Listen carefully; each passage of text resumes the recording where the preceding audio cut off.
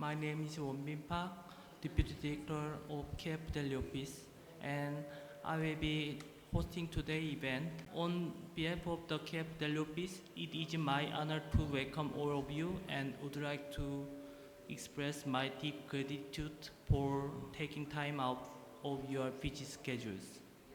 Today, workshop will discuss India's recent keyword of economic, diplomatic, and industrial trending shaping its outlook for 2026. To officially open the forum, we would like to invite Director Choongjae Cho to deliver the welcome address. Please welcome Dr. Cho with a big round of applause.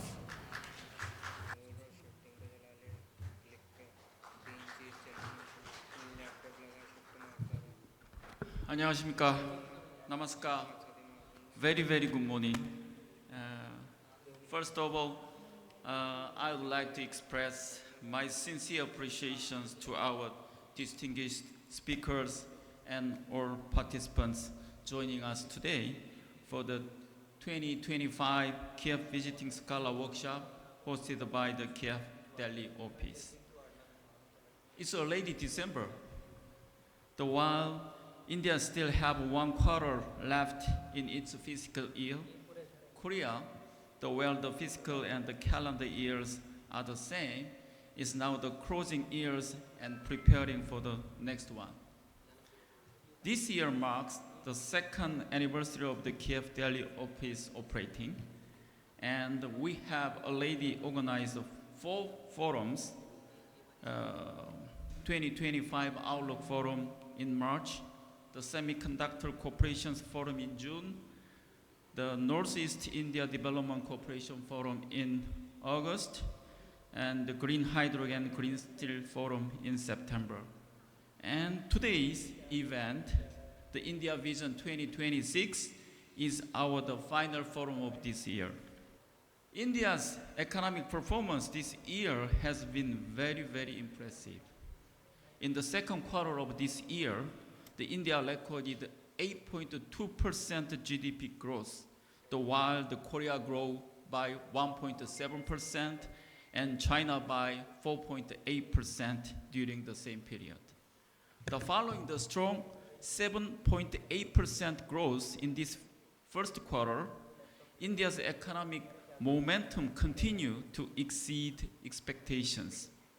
The inflation remains low and stable, and despite cuts in the income tax and GST, the fiscal deficit is expected to remain under control. However, the uncertainties still remain. The first phase of trade negotiations with United States has not yet been announced, even though November has passed. As a result, the rupee-dollar exchange rate remains higher than expected. Another key factor will be how much India decides to reduce or possibly suspend its imports of Russia crude oil.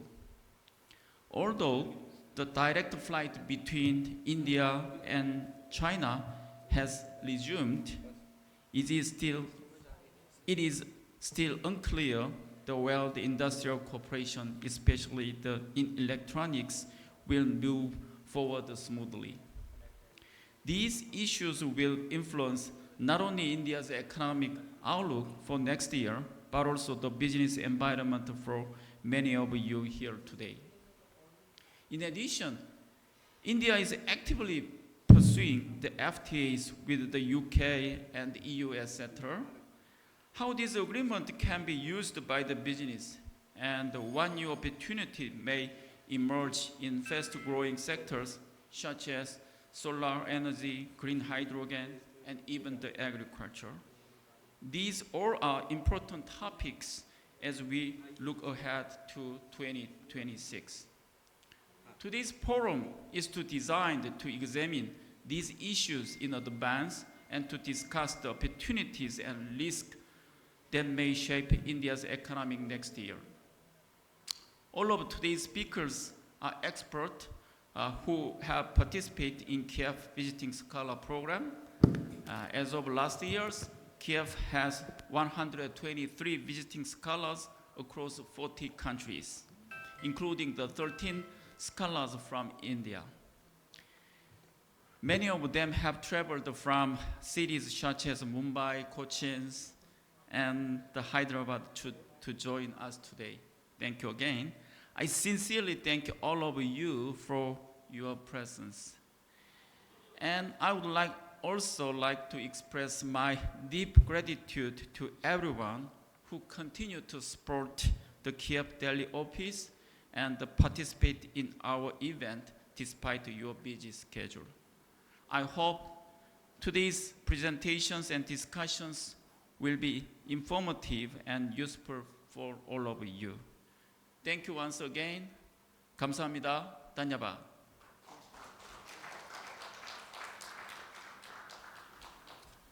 Thank you, Dr. Jo, for your inspiring speech. Unfortunately, we agreed that the invited speakers for the opening remarks could not join us today due to their schedule, and we sincerely appreciate your understanding. Now, it is my honor to introduce our keynote speaker, Senior Advisor Aradhna Aggarwal of NCAER, and she will talk about FDI technology and Korea-India cooperation. Please welcome Dr. Aradhna Aggarwal with a big round of applause. Good morning, ladies and gentlemen. First of all, I would like to thank the Korean Institute for International Economic Policy for inviting me to this Visiting Scholars Forum. Well, I visited KIEP in 2009, and I have had a sort of experience that I feel is formative. And this is the reason why I couldn't say no to this invitation, even after I got injury during this period. I just wanted to share my experience with you first. So before really presenting my presentation, I would like to share a few words about my experience of visiting KIEP. When I went there in 2009 in Korea, I proposed to work on special economic zones, a comparative analysis of India and Korea. At that time, the literature was mostly confined to a sort of static analysis about the effects of special economic zones on trade, FDI, or about labor. So this was a kind of literature that was predominant. But when I went there, spoke with experts within KIEP and also outside, I traveled to 2 free economic zones, and I spoke with industry stakeholders there, read the literature in depth, and I realized that there is something more to special economic zones than what is actually being promoted. In fact, SEZs are not a static phenomenon. Special economic zones are dynamic phenomenon. They are evolutionary even within the same country. So across countries there may be different variants, but even within the same country, there is need to have different approaches at different stages of development. So as development changes, as development happens, context changes. And with context, there are changes in the relevance of special economic zones, and special economic zones need to be reinvented. So that is the thing that I learned from there.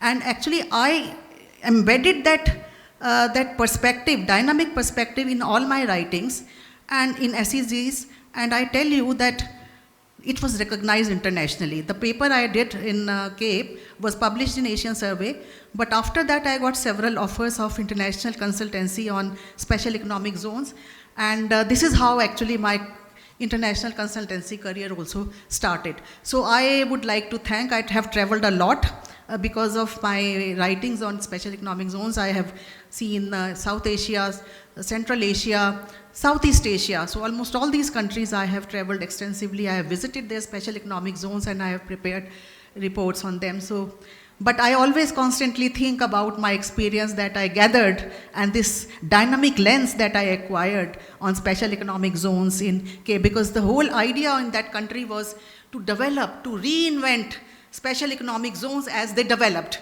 over the years. It was not a sort of enclave system, or it was not a sort of one type of approach that they had adopted. So this is what is the kind of classical case of knowledge transfer, I would say. And this is how actually when we say knowledge exchange, that is how it benefits the countries that are actually getting these kinds of transfers. So that's where I will start my presentation, because in my presentation also, I have used this evolutionary approach, how this Korea-India relationship has evolved over the years. So let me start with the historical connections for a second. In fact, our relationship is not the relationship which just started a few years ago. We have historical connections. In 48 AD, our princess from Ayodhya traveled to Korea, married a prince there, and started a lineage. There is a park in Uttar Pradesh that commemorates that princess, and many Koreans of that lineage, they come and they pay their homage to the princess. So this is how we have those historical connections. Then Rabindranath Tagore also composed a poem which was titled Lamp of the East, and here he actually described how Korea was a lamp bearer of Asia, waiting to be lighted once again, because this was a time when Korea was under the colonial rule of Japan. So this again showed the kind of connection we had with Korea. 62 post independence, we started consular services, and 73 we started the diplomatic relationships, and since then we have been having these relationships with Korea, which are over the time have deepened. So this is the kind of framework that I would like to show you here. So we have not only economic relationships, but also social and cultural agreements, science and technology agreements with them, which reinforce each other. So I think that is very important, that it is not only about trade and investment. Trade and investment are also affected by various other aspects, and this is how we are looking at this relationship. So even this trade and investment strategic partnership has evolved over time. 2010, it was SEPA, and then it was called Strategic Partnership, but 2015, it became Special Strategic Partnership, and 2016, we had Korea Plus Platform to promote trade and investment. So this is how this relationship is deepening over time, but now this is the time, today is the time when we see that the potential has further increased, because the potential of trade relationships, these regional cooperation, they are determined by internal strategic dynamics, by internal economic, international dynamics, that is geopolitical dynamics, and other internal factors. So this is the time, what I want to show you is when the relationship has much more potential for both the countries. And it is a win-win situation, not only for Korea or only for India, but also for both the countries. Well, so far as international situation is concerned, we all are familiar what is happening. So there are growing geopolitical risks. There are some global mega trends, such as mounting US pressures. Cho just talked about that. And then we have South China Sea tensions, regional conflicts are happening, we all know. Global supply chains, disruptions, and growing protectionism. All these are the global mega trends that are affecting geopolitical certainties in the whole world, not only in India, but the world and every country. And regional integration theory suggests that whenever there are global geopolitical uncertainties, regional cooperation can manage to build resilience and ensure sustained and shared economic prosperity. So it means that the potential of these cooperation, these agreements, they actually increase when there are some external dynamics that are playing their role. Both India and Korea, they are trying to push their wider regional cooperation.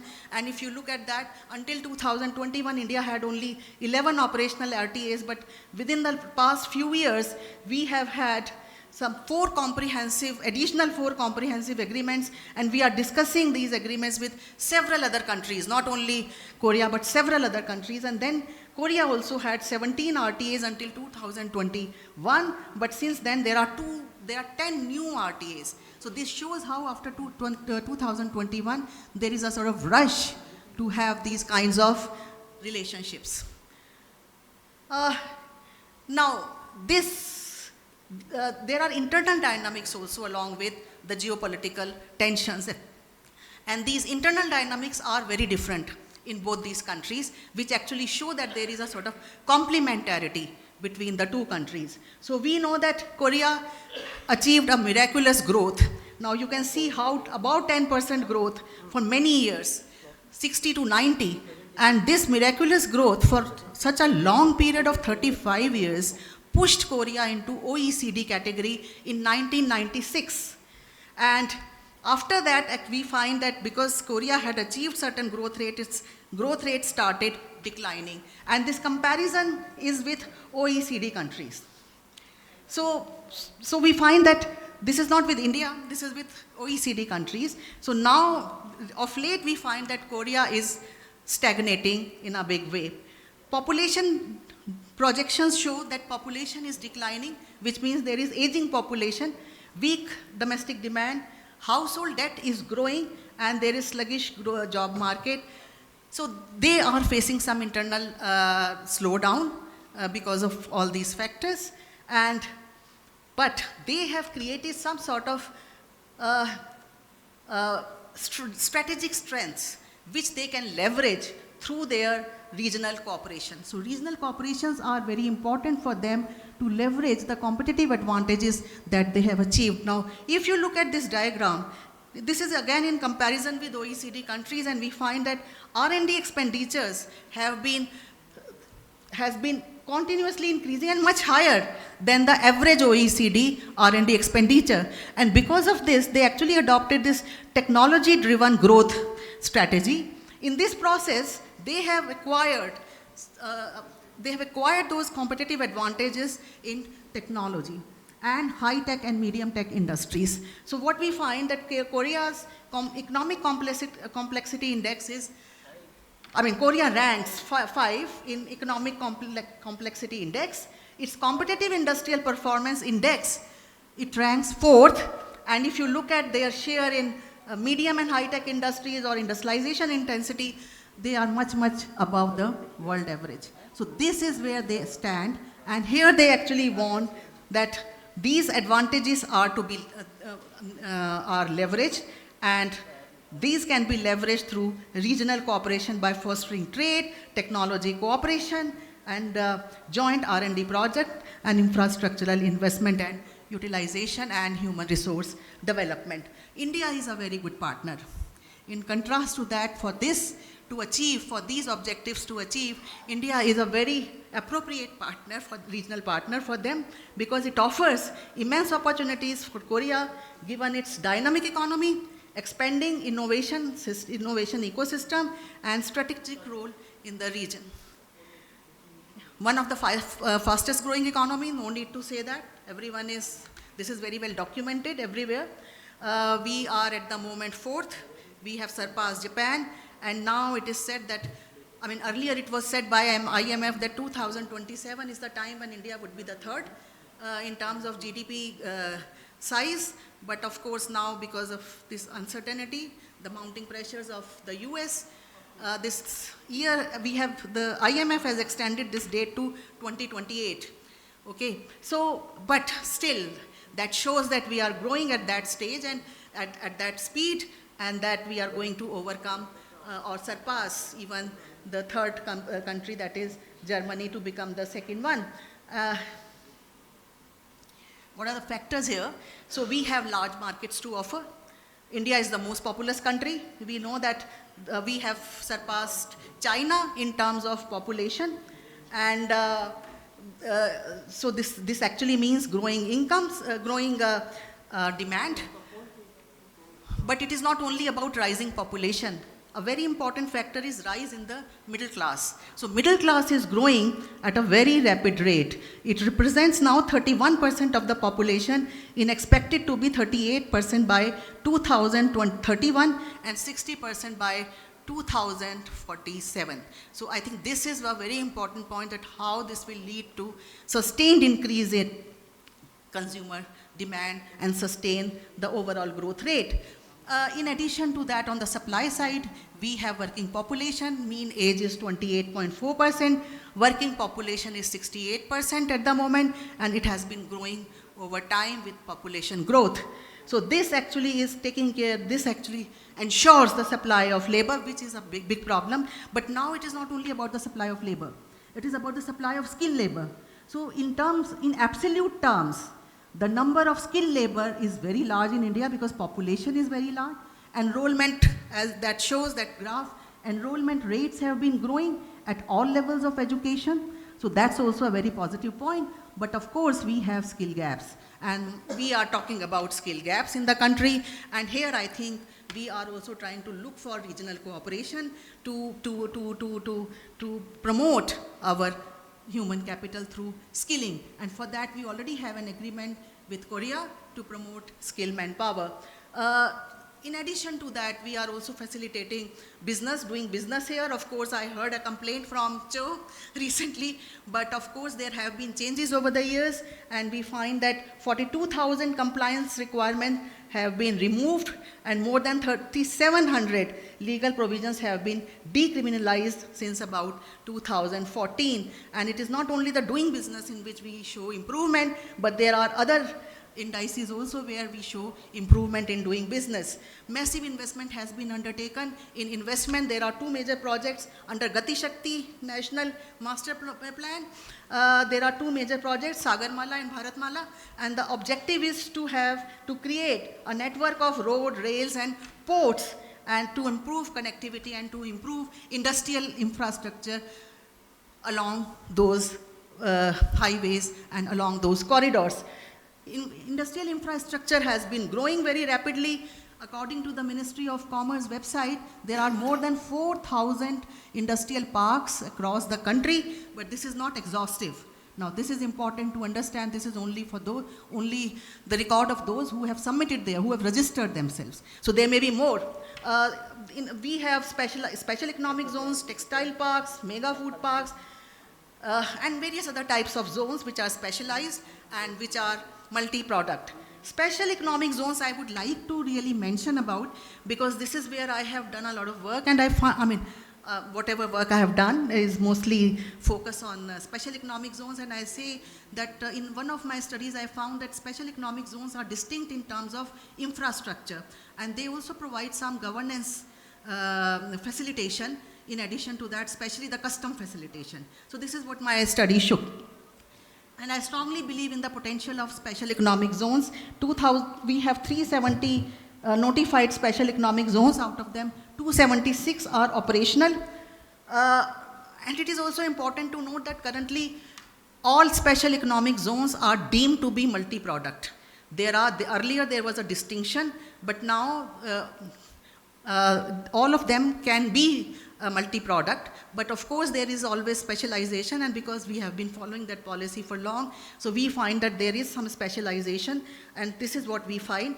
60%, that is 142 are IT and ITES, but other SEZs include pharmaceuticals, then we have engineering, precision engineering, and we also have like aerospace special economic zones. So these are actually promoting some of the new sectors like electronics, aerospace, FTWZ. We never had them earlier.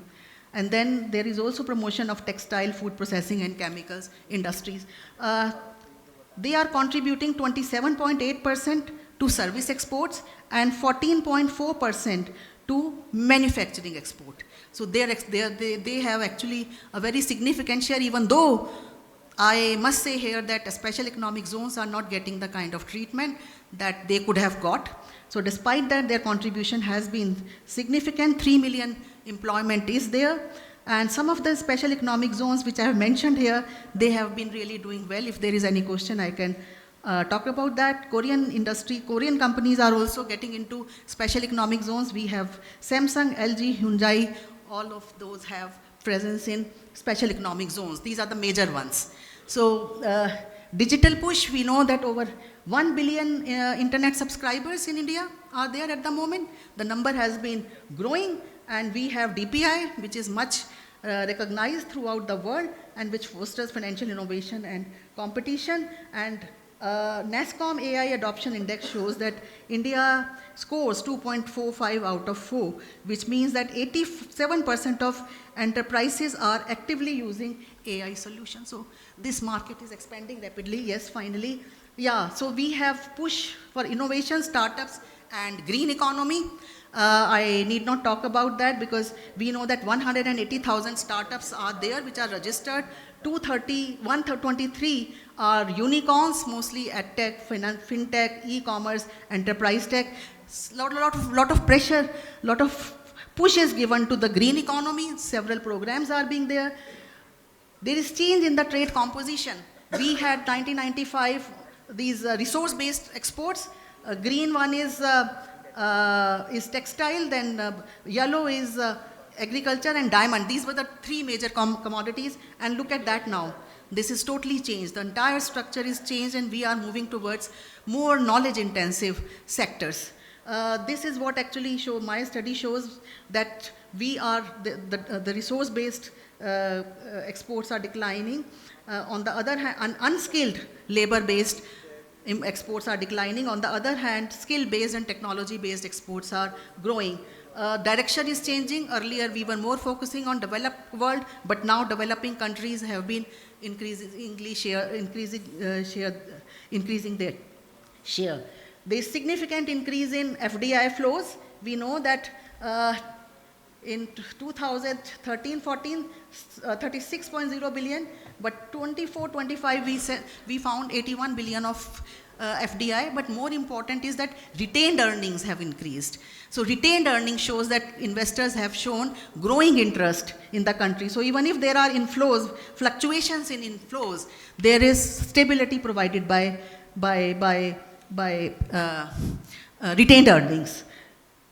Well, Korea is ranking 13 in our list, and there are several companies which are in the diversified sectors, and they are also setting up research centers. So we have this largest unit which is coming up by Samsung, which is near Delhi, and they also have an R&D facility. Similarly, Hyundai and LGs, they have their sectors. So here again we find that the most of this investment is going into the sectors which are high-tech sectors, which may not be high-tech, but mostly knowledge-intensive sectors, I would say, skill-intensive sector. So overall, I would like to now finish by saying that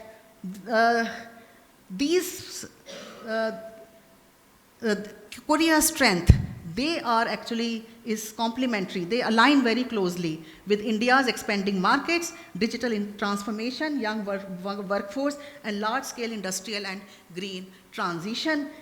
India's rise as fast-growing major economy, along with its strong innovation ecosystem, SEZs, digital public infrastructure, and other advantages, they offer significant complementarities for Korean firms and institutions. And this is the time when this potential has to be leveraged. And this is the time when this potential has grown, and we need to look forward to deep regional cooperation, further deepened regional cooperation between the two countries. Thank you very much.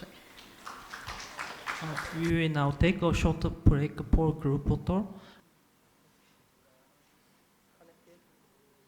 Next, we will hear from Professor Prabir of RIS, and he will talk about the trade, regional development. Welcome to this video on international trade, regional development, and Korea-India cooperation. I am Prabir from RIS, and this content was prepared for KIEP in New Delhi. Global economic uncertainties are continuing, with a visible deceleration in growth. Growth is projected to slow down, marked by greater protectionism and fragmentation. We observe a global divergence, with China slowing and India becoming the fastest-growing economy. Risks include more protectionist trade measures, persistent inflation, stalled reforms, and supply chain disruptions. As the global economy becomes more fragmented, risks to the outlook increase. This is evident in figures showing U.S. effective tariff rates by country and a sharp rise in overall economic policy and trade policy uncertainty. World trade is also slowing down due to strong headwinds, including rising tariffs. Trade growth is expected to slow sharply in 2025. Higher tariffs will weigh on trade, bringing next year's expected trade volume growth down. Challenges are unfolding worldwide, including failed multilateral trade, geopolitical tensions, and global economic uncertainties slowing down world trade. We are also seeing a fragmentation of world trade, increased protectionism, and a proliferation of regional trade agreements. India and its neighborhood face differential shocks from polycrises and uncertainties. Ththese include reciprocal tariffs, the Russia-Ukraine war, climate issues, and shipping crises like the Red Sea and Panama Canal issues. Economic cooperation is gaining momentum amidst these uncertainties. Although growth remains slow, it continues to be driven by emerging markets and developing economies. The baseline forecast for global growth is 3.2% in 2025 and 3.1% in 2026. Emerging market and developing economies are projected to maintain stronger growth compared to advanced economies. India and China are key economies pulling up world growth. The chart illustrates the selected country-wise GDP growth trend, showing how these economies have influenced global figures over time. While China is slowing down, India is becoming the fastest growing major economy. The chart shows the real GDP growth rate for both China and India, highlighting India's accelerated growth projections. The rise of India is a phenomenal development. Its share in world GDP is projected to increase from 1.65% in 1980 to 4.43% by 2030, reflecting its growing economic significance. India's GDP is projected to reach $7 trillion by 2030, although a significant economic gap with China is still evident. The bar chart illustrates the projected GDP growth for both nations up to 2030. Economic and strategic alliances are influencing the world order. These alliances are categorized into northern, southern, mixed, and new groups, featuring major global partnerships like BRICS+, G20, and Quad. India aims to become a $30 trillion economy by 2047. Achieving this requires drastic domestic reforms, sustained 10% annual GDP growth, massive infrastructure investment, and increased trade in goods and services. The Viksit Bharat 2047 vision includes new infrastructure unfolding in India. Key initiatives include sustainable and digital trade facilitation, green infrastructure, and new international corridors like IMEC and INSTC. We can see convergences between Korea's New South policy and India's Act East policy. This includes integration with the Global South and Korean investment in sectors like logistics, semiconductor, and the maritime sector in India. New policy agendas present opportunities for India-Korea development partnership. These include strengthening Northeast linkages, digitalization, trade facilitation, renewable energy cooperation, and infrastructure development. Other areas include technology transfer, skill development, and cultural exchanges. In summary, the world economy is in flux, and protectionism is on the rise. A more open and sustainable trading system is needed. Regional integration is gaining momentum, and a stronger India-Korea partnership can unlock significant bilateral and third-country opportunities. Thank you for watching this video. You can reach me at the email address provided. Please note that these views are my own. We are now ready to begin session 1 of our forum. Session 1 tried to discuss the strategic importance of international relations. To begin, I'm honored to introduce our first speaker, Assistant Professor Jojin of Mahatma Gandhi University, to talk about relationship between India and the US. Please welcome Dr. Jojin with a big round of applause. Very good morning.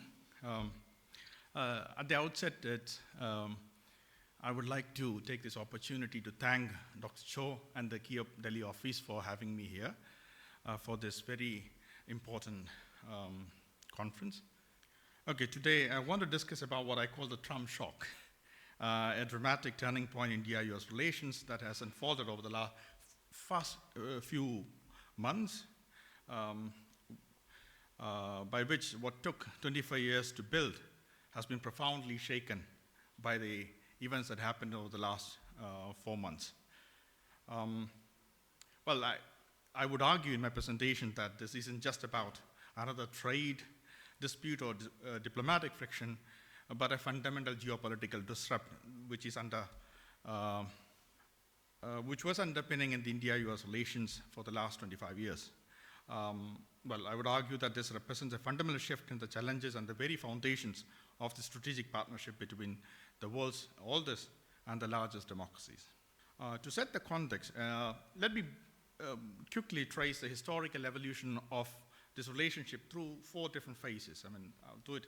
Well, from 1947 to 1991, we had the Cold War estrangement between India-US relations, ideological differences, particularly during the Cold War. India's non-alignment policy created significant distance between the two democracies.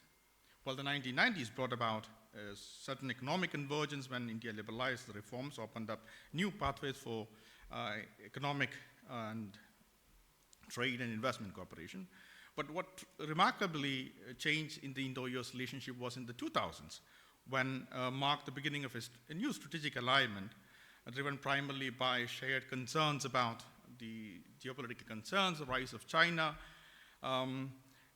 which led to the defense security cooperation deepened substantially during this period. And what now see, starting from the 2005, I would argue that a new phase has emerged, one where the tariff and diplomatic tensions are testing the resilience of everything built over the previous decade.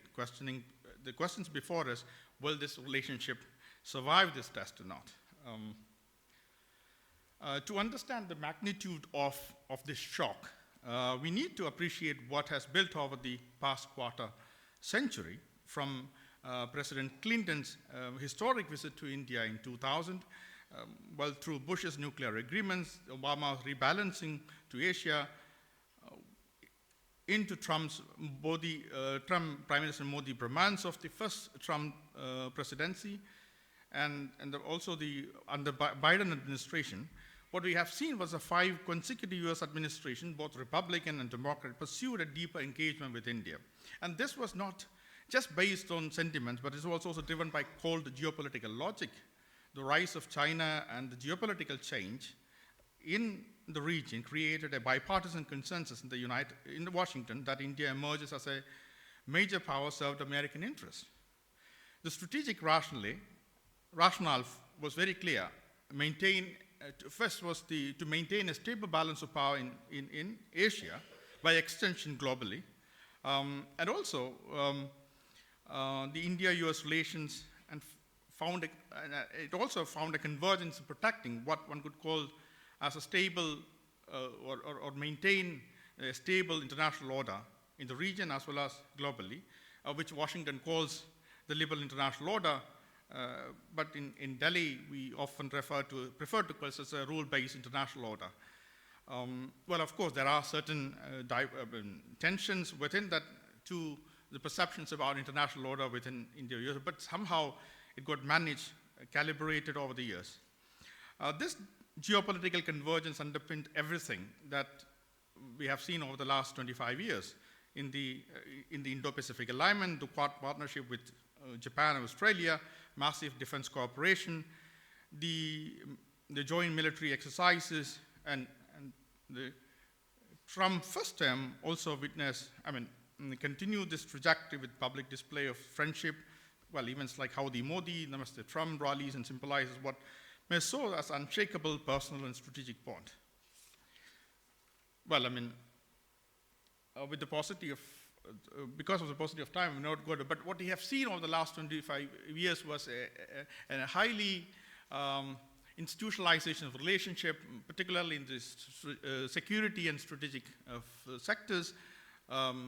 All kinds of, and you name anything, there will be an Indo-US forum and dialogue mechanism which has been around. I tried to count it, but it's over 200 plus dialogue mechanisms that's built around every aspects of public policy. Also economically too, the relationship have reached a new height. The US has become also India's largest trading partner for the past 4 consecutive years. Fast forward to the early 2025, when the return of the Trump administration in Washington, there was this great,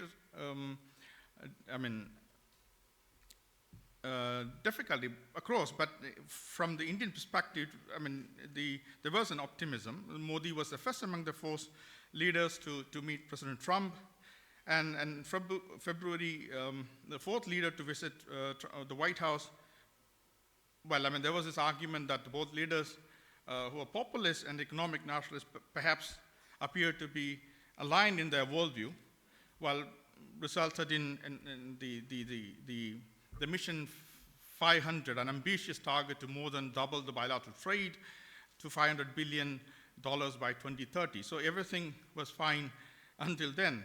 And also there was underpinning on furthering the defense and energy corporations were also on the table, and many expected that there would be a trade deal that would be came out but towards the end of the year. But unfortunately, then everything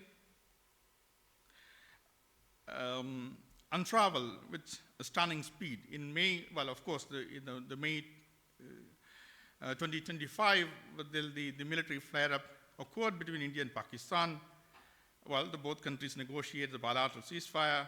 You know the story. I mean, Trump claiming of broker the peace, when of course then further escalated with the July, when the Pakistani army chief was received at a controversial Oval Office meeting.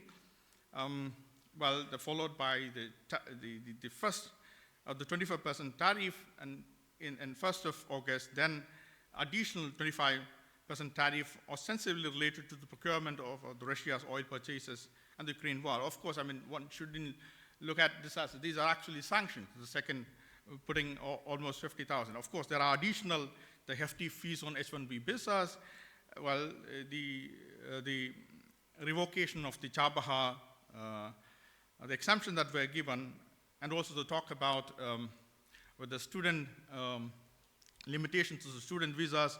So everything added up as a difficult situation in India-US relations. Well, I mean, there are a lot of explanations why this all happened. Well, I mean, people argue that it's actually this is not just about the tariff and the immigration policies wrapped up in the MAGA politics, also about the personalized diplomacy of Trump going wrong, while the Trump claiming credit for India-Pakistan ceasefire, while the Pakistanis gave an ego massage by, nominating President Trump. So, well, I mean, but what really happened in the whole episode was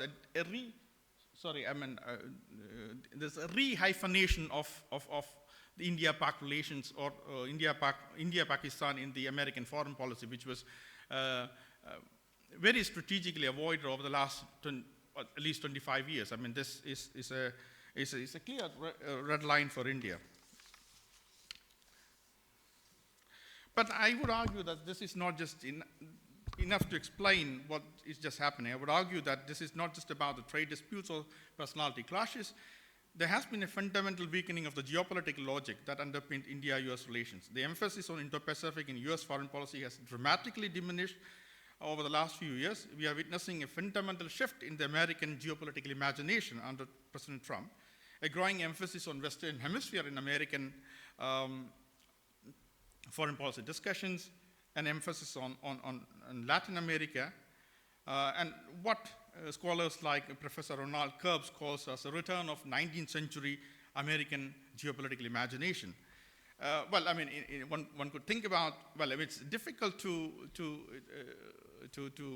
structure or find a pattern in Trump's foreign policy, but I mean, there has been increasing theorization about Trump operates within a 19th century vision using 21st century tools.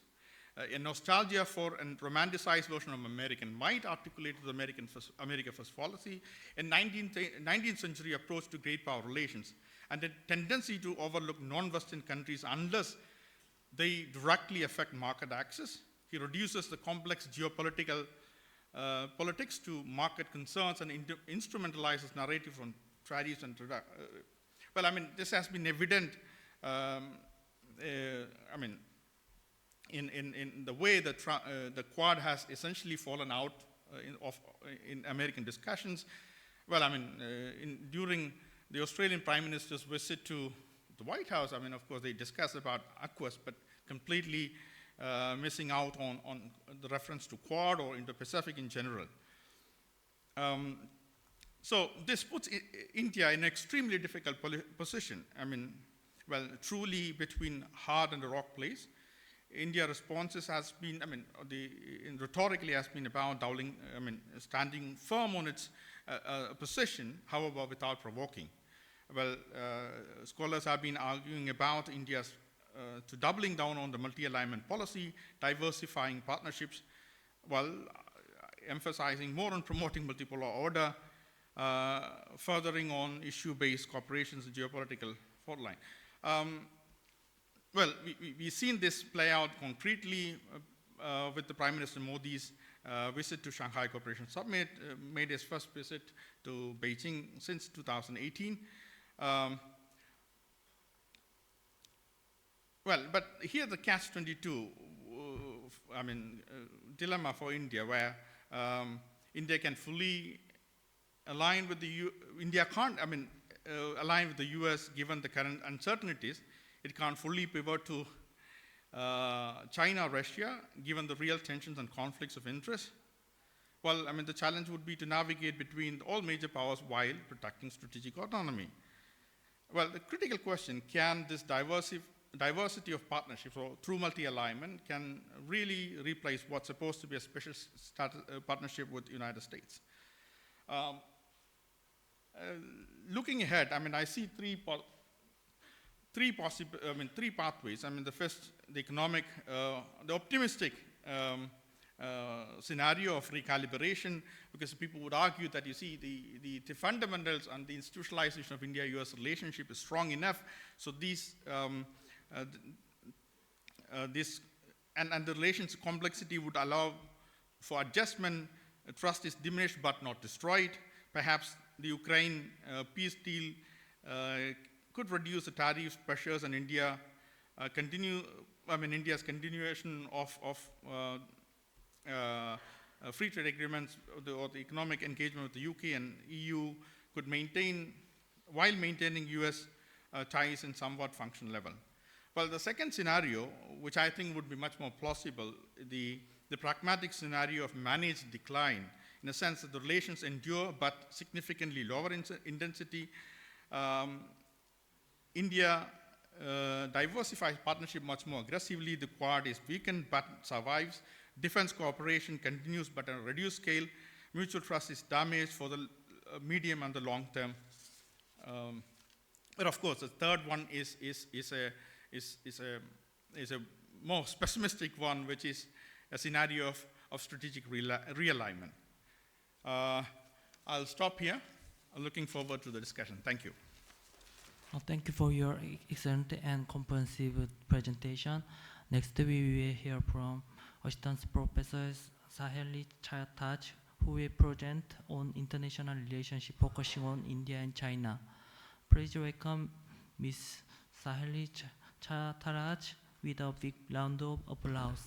Hi, good morning, everyone. At the onset, I would like to sincerely thank KIEP, Dr. Cho, for extending this invitation to me. And I just was following Dr. Aradhna when she was talking about her bond with KIEP and how it has led her to further research. I think my journey with KIEP was also very similar. I first interacted with KIEP scholars when I was in China in a program, and we were talking about economic relations, which slowly paved the path for me to undertake the fellowship at KIEP. And from there, of course, I've learned so much and continue to follow East Asia. I specialize in China, but more broadly into East Asia, and how the relationship between India, China, US, because US is also very important for Korea, also for India, and in the broader East Asian framework, how do you place the relations and how you go around it with the changing dynamics, economy, like just now the previous speaker was talking about how India-US relations have moved from different paths. I just wanted to give this introduction to say that when we look at India-China relations today, it's also somewhat following the same path like, US with Howdy Modi to, again, in the second tenure of Trump, when we see there are certain tensions. So I think in international relations, more often than not, we see that given our priorities, given our national interest, relationships have taken turns and twists. And of course, like there will be determining factors. So in my presentation, basically, I look at India-China relations characterized by the cooperation between India and China, the competition, and the strategic rivalry, of course, that we have been talking a lot since the post-COVID and the post-Galwan period, especially as India deepens its ties with the United States and other high-tech and defense partners. So in my presentation, I'm going to look at how India examines and navigates through its strategic autonomy, the strategic autonomy being a very, very important concept for India in the present day, and then how it's looking at its defense and technology partnerships, the supply chain diversification and critical minerals, which is again a very important aspect, especially given the EV sector and the boom of the EV sector, the border tensions, of course, and economic frictions, and the high-tech and security cooperation with the United States. So as India seeks a multipolar Asia and a multipolar world, where we see that before the SEO summit that happened in Tianjin, Prime Minister Modi emphasizing on how India would like to seek for a multipolar Asia and a multipolar world, which is also very important in today's international relations, as we see that relations are more often than not moving and transiting from different partners. And the strategic autonomy, once again, guiding India's choices. So neither bandwagoning with China nor forming formal alliances with the US. So the key pillars, therefore, in the relationship remains as maintaining independence in India's foreign policy, India's foreign policy towards China, towards US and Asia and other Indo-Pacific countries, building issue-based coalitions, including the Quad, the IPEF, the Indo-Pacific Economic Framework, the BRICS and SEO, of course, where India has a very, very important role to play, especially for a multipolar world. Also, here in these multilateral forums, we see that India-China cooperation and collaboration becomes a very important pillar, because that is also something which the other members of the multilateral organizations expect from India and China, both being very, very huge Asian powers, and therefore diversifying the defense and technological partners and reducing over-dependence on any single power, including China and also including the United States. So now, where does the India-China relation, where does this factor in India's strategic calculus? So when we look at China's military rise, China's assertiveness and economic leverage, it definitely poses several structural challenges on the Western sector, on the Eastern sector, on the Central sector, all the sectors. And especially after the Galwan incident, we see that India has, after maintaining the status quo for more than 40 years, we still faced a Galwan issue, which of course shattered our confidence and our confidence building measures, and also our defense and defense partnership, and also the main thing was that in the strategic relationship, the trust factor received a heavy blow, and therefore India's concerns have been especially the PLA presence across the LSE in all the sectors of the border. Of course, the China-Pakistan strategic alignment through CPEC, through the military transfers, coordinated pressure on both fronts, which is again an issue in India's collaboration in the multilateral forums as well, including the BRICS and the SCO. And of course, China's influence in South Asia and the Indian Ocean region, where India also partners with other countries in these areas. Therefore, the result being India seeking both deterrence and diplomatic engagement with China. Now, when we are looking at the security and defense dimension, we see that, of course, the border frictions are there, and this core strategic alliance, India sharing an unresolved border of 3,488 kilometers along the line of actual control, and the key issues in current times being the recurrent standoffs, including the Klam and Galwan, the militarization, the rapid infrastructure build-up by China, and matching Indian upgrades, loss of trust and erosion of existing border management agreements, and impact on India's policy, increased defense spending, acceleration of domestic arms manufacturing, greater collaboration with like-minded partners, and so on and so on. So this is the aspect where deepening of India-US security cooperation plays a role in and a factor in India-China relations. So India-US collaboration has strengthened, therefore, due to one of the factors being the shared concerns about China's assertiveness in the border areas, where the key elements, as the previous speaker also touched upon, was the logistic agreements and the other agreements, which are the foundational defense agreements between India and US, and the real-time intelligence sharing, satellite data sharing, geospatial data sharing, maritime domain awareness, including joint military exercises, and of course, high-end defense procurement and potential co-production. India's approach leveraging the partnership without compromising, once again, on its strategic autonomy. So now when we move into the technology and high-tech partnerships between India and the other like-minded partners, we see that post-2020, there has been a high-tech decoupling from China. Post-2020, we see India has recalibrated its exposure to Chinese technology, and there has been bans on multiple Chinese apps, and even through several negotiations, the ban still exists, even after relationships were sought to slowly stabilize with the SCO partnerships, SCO meetings, the summit meets, and all that. There are still restrictions on Chinese telecom players in the 5G sector, where India has revised the FDI rules and also the ownership of Chinese telecom enterprises in India, where Chinese investments in sensitive sectors have also been governed very strictly, and there has been more tighter measures. And there has been, of course, a push for semiconductor, telecom, and electronics sector as well. So here, India-US high-tech convergence plays again an important role, with the partnership driven by the initiative on critical and emerging technologies, the ICET, in cooperation areas like semiconductor, AI and quantum computing, space technology, defense innovation, critical cyber and telecom infrastructure, reduces India's long-term technological dependence on China. So through diversification, and this is possible through diversification through other partners, including Japan, South Korea, Australia, EU nations, which contribute to India's tech ecosystem, and India aims to build resilient and transparent technology supply chains as alternatives to China.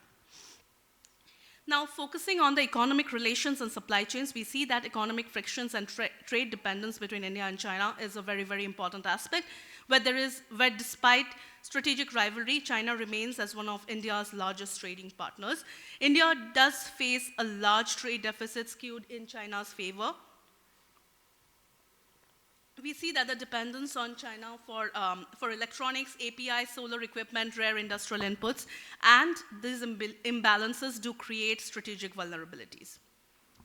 I'll move quickly into the supply chain realignment, where India is actively pursuing the China +1 and friend-shoring strategies, which includes the PLI schemes and electronic, solar, pharmaceuticals, and here also the partnership with US, Japan, South Korea, Taiwan, once again for electronics and semiconductors, and joining the IPEF supply chain pillar, with the goal to reduce critical dependencies while sustaining beneficial trade flows. Now, I'll just quickly touch upon the critical mineral security, where China dominates the global processing of lithium, cobalt, graphite, and rare earth. And India's response continues to be with the strategic collaborations with the US, Australia, Africa, and the India-Australia Critical Minerals Investment Partnership, expanding the domestic critical mineral mission and engaging in long-term offtake agreements to dilute China's monopoly. So here, the future outlook for India being into cooperation possibilities, climate and clean energy being one of the very, very important sectors. Regional multilateral forums, again, strengthening India-China partnership in the multilateral forums, as that also helps into looking at India's vision into like multipolar Asia, and trade where mutually beneficial. So the major challenges still continue to be the border tensions and multilateralism, economic asymmetry, economic trade deficit, China's influence in the neighboring countries, technology competition, and cyberspace friction. Sorry. In conclusion, I would like to say India-China relations today are shaped by strategic rivalry, economic pragmatism, and geopolitical hedging. And India's approach is to maintain strategic autonomy, of course, which is the current mantra, and the deep defense and high-tech partnerships, diversifying supply chains and securing critical minerals while managing border tensions and economic challenges with China. As India strengthens ties with US and other partners, it seeks not containment or confrontation, but a stable balance of power that preserves India's security, economic resilience, and technological future. Thank you so much once again. Thank you, Ms. Saheli Chattaraj, for your inspiring speech. Then it is my great pleasure to introduce our next speaker, Professor Sandip Kumar Mishra of JNU, and he is going to present on relationship between India and Korea. Please welcome Dr. Sandip Kumar Mishra with a big round of applause. Good morning, everyone. It's my pleasure to be part of this gathering. My relationship with KIEP also starts with my visiting fellowship there, visiting scholarship, 2012, when I met Dr. Choongjae and many other people, many good friends who are still my good friends. So my area of specialization is normally international relations and foreign policy, but KIEP was kind enough to give me a chance to work something on economic issue. So that's my association. Now, I have been given the task to speak about relationship between India and Korea. And as you know, that previous two speakers, they have outlined how United States and India relations is, I think Jojin made it very clear that how uncertain, so how there are lots of uncertainties in our relationship. Similarly, with China also, we have opportunity, but at the same time, we are also having lots of challenges, as Saheli mentioned. So my point is basically that what is the context of India-Korea relations? You remember these 4-5 points. One is basically that in the global politics, US, like I said, there's a great power rivalry happening at this point of time. Secondly, there have been lots of, you can say, making and unmaking of lots of international institutions, regimes, and orders. There are lots of emerging economies, but there are cases in which actually regionalism is happening, and sometimes inter-regionalism is also being promoted, like two regions, one country from Southeast Asia, another country from South Asia, they can. So I think lots of changes, and middle powers have been emerging. And in this kind of context, what is the role and importance of bilateral relations, which I wanted to. So if you look at the India-Korea relations from this framework, you will realize that in great power relations, India and Korea separately, we have been trying to deal with the issue. So we don't have any coordination as such, not much actually, not substantial. So we have been trying to deal with this issue, how to do that. And it seems that we are not in a very, in India's scheme of things, Korea doesn't figure prominently. Similarly, in Korea's scheme of things, probably India also doesn't figure very prominently. And when it comes to defining or say reordering international relationship, there also I don't think that we have enough connection.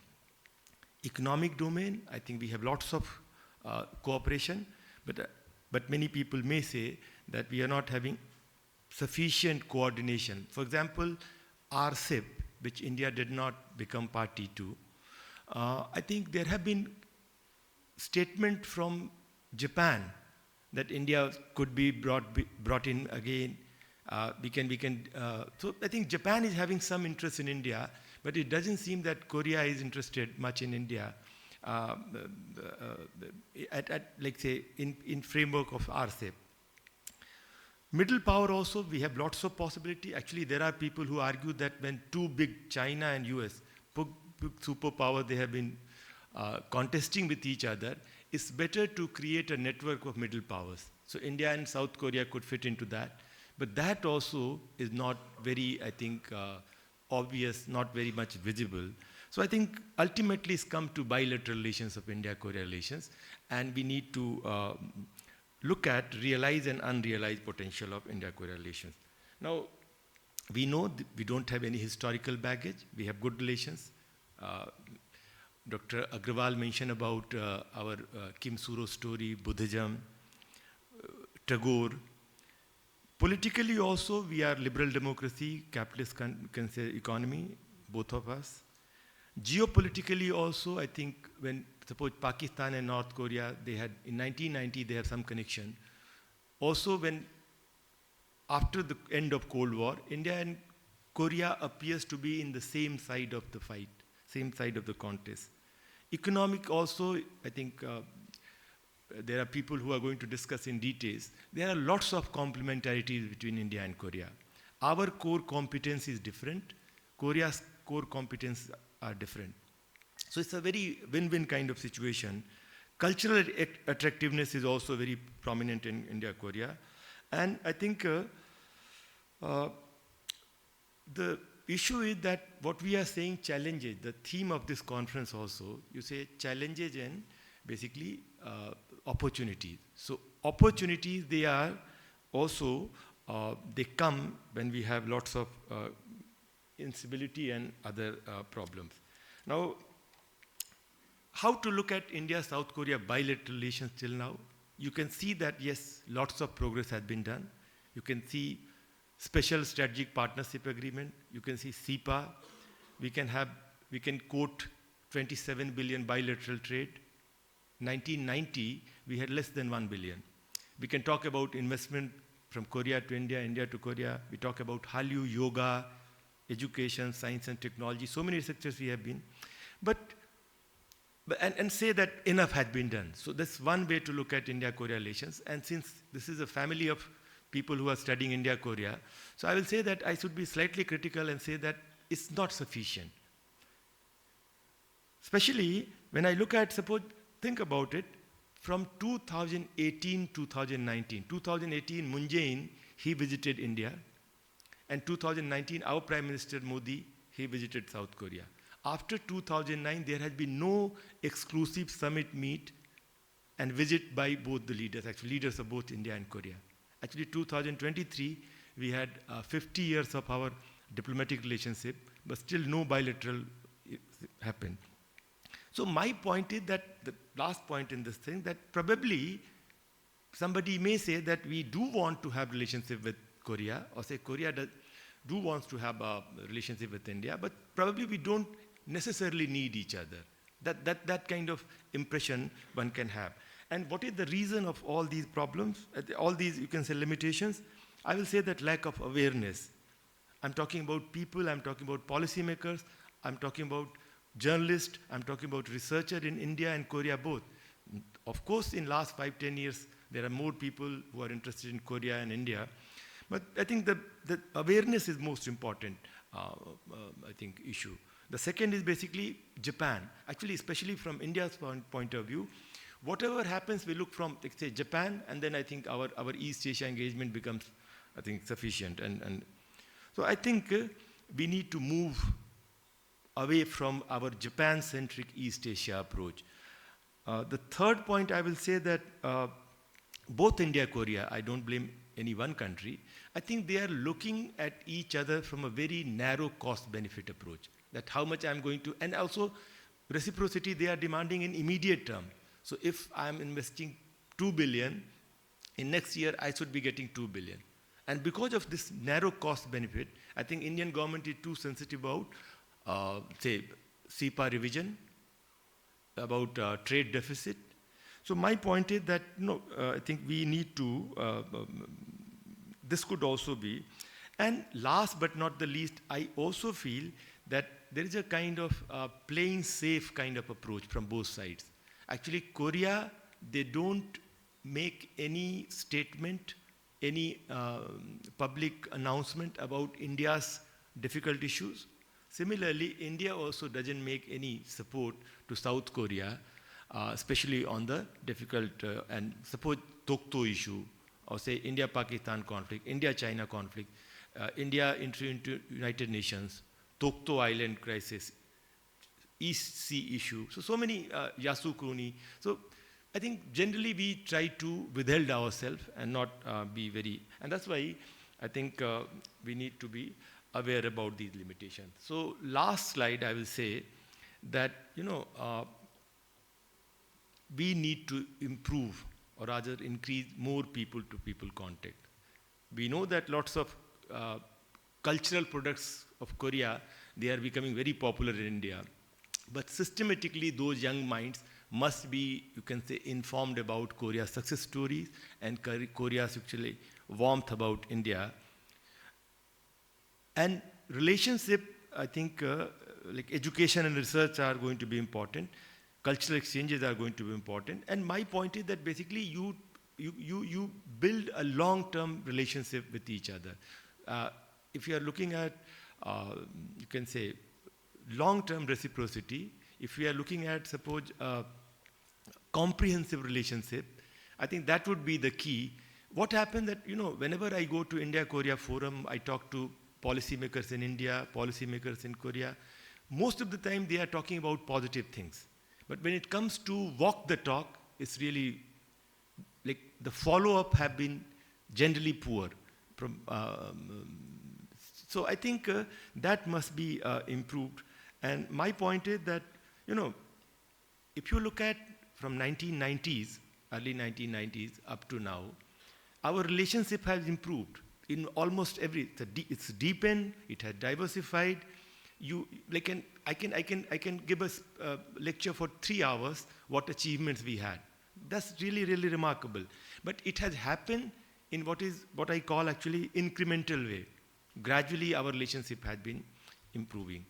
But my point is that if we really want to make it exponential growth, in that scenario, we need to look at all these issues which I mentioned: trust building, people-to-people contact, looking at long-term opportunity in each other. And last point I would like to make that, look, this is, because there are approach of India towards Korea, there is an approach of Korea towards India, and incrementally things have been improving.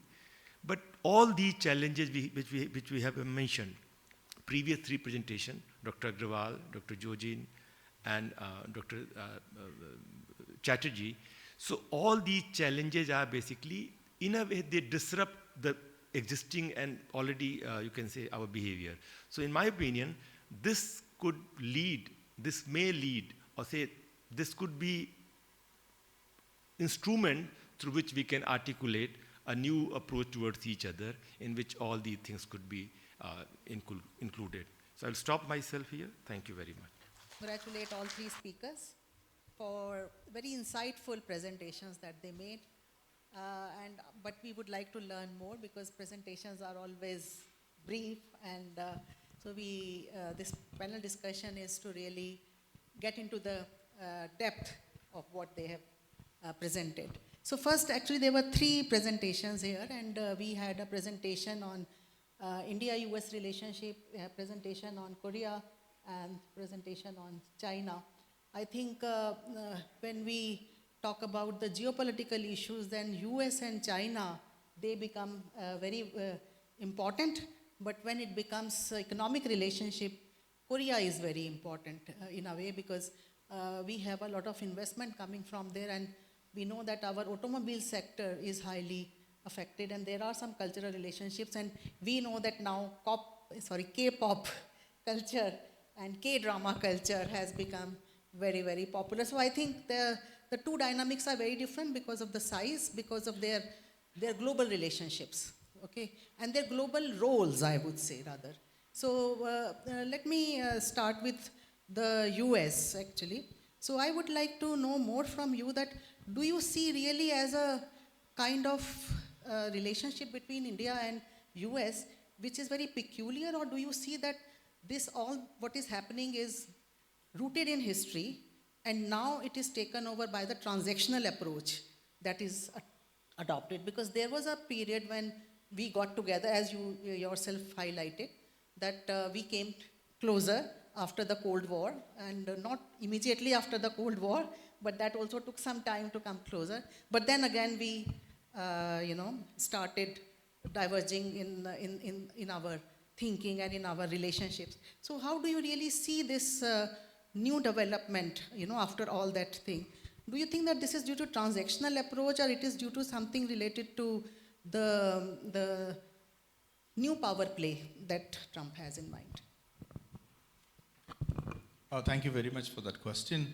Well, this is we still don't know exactly what is happening in Washington, and particularly in the minds of President Trump. I mean, it's difficult to decipher him. It's difficult to make any patterns out of his approach.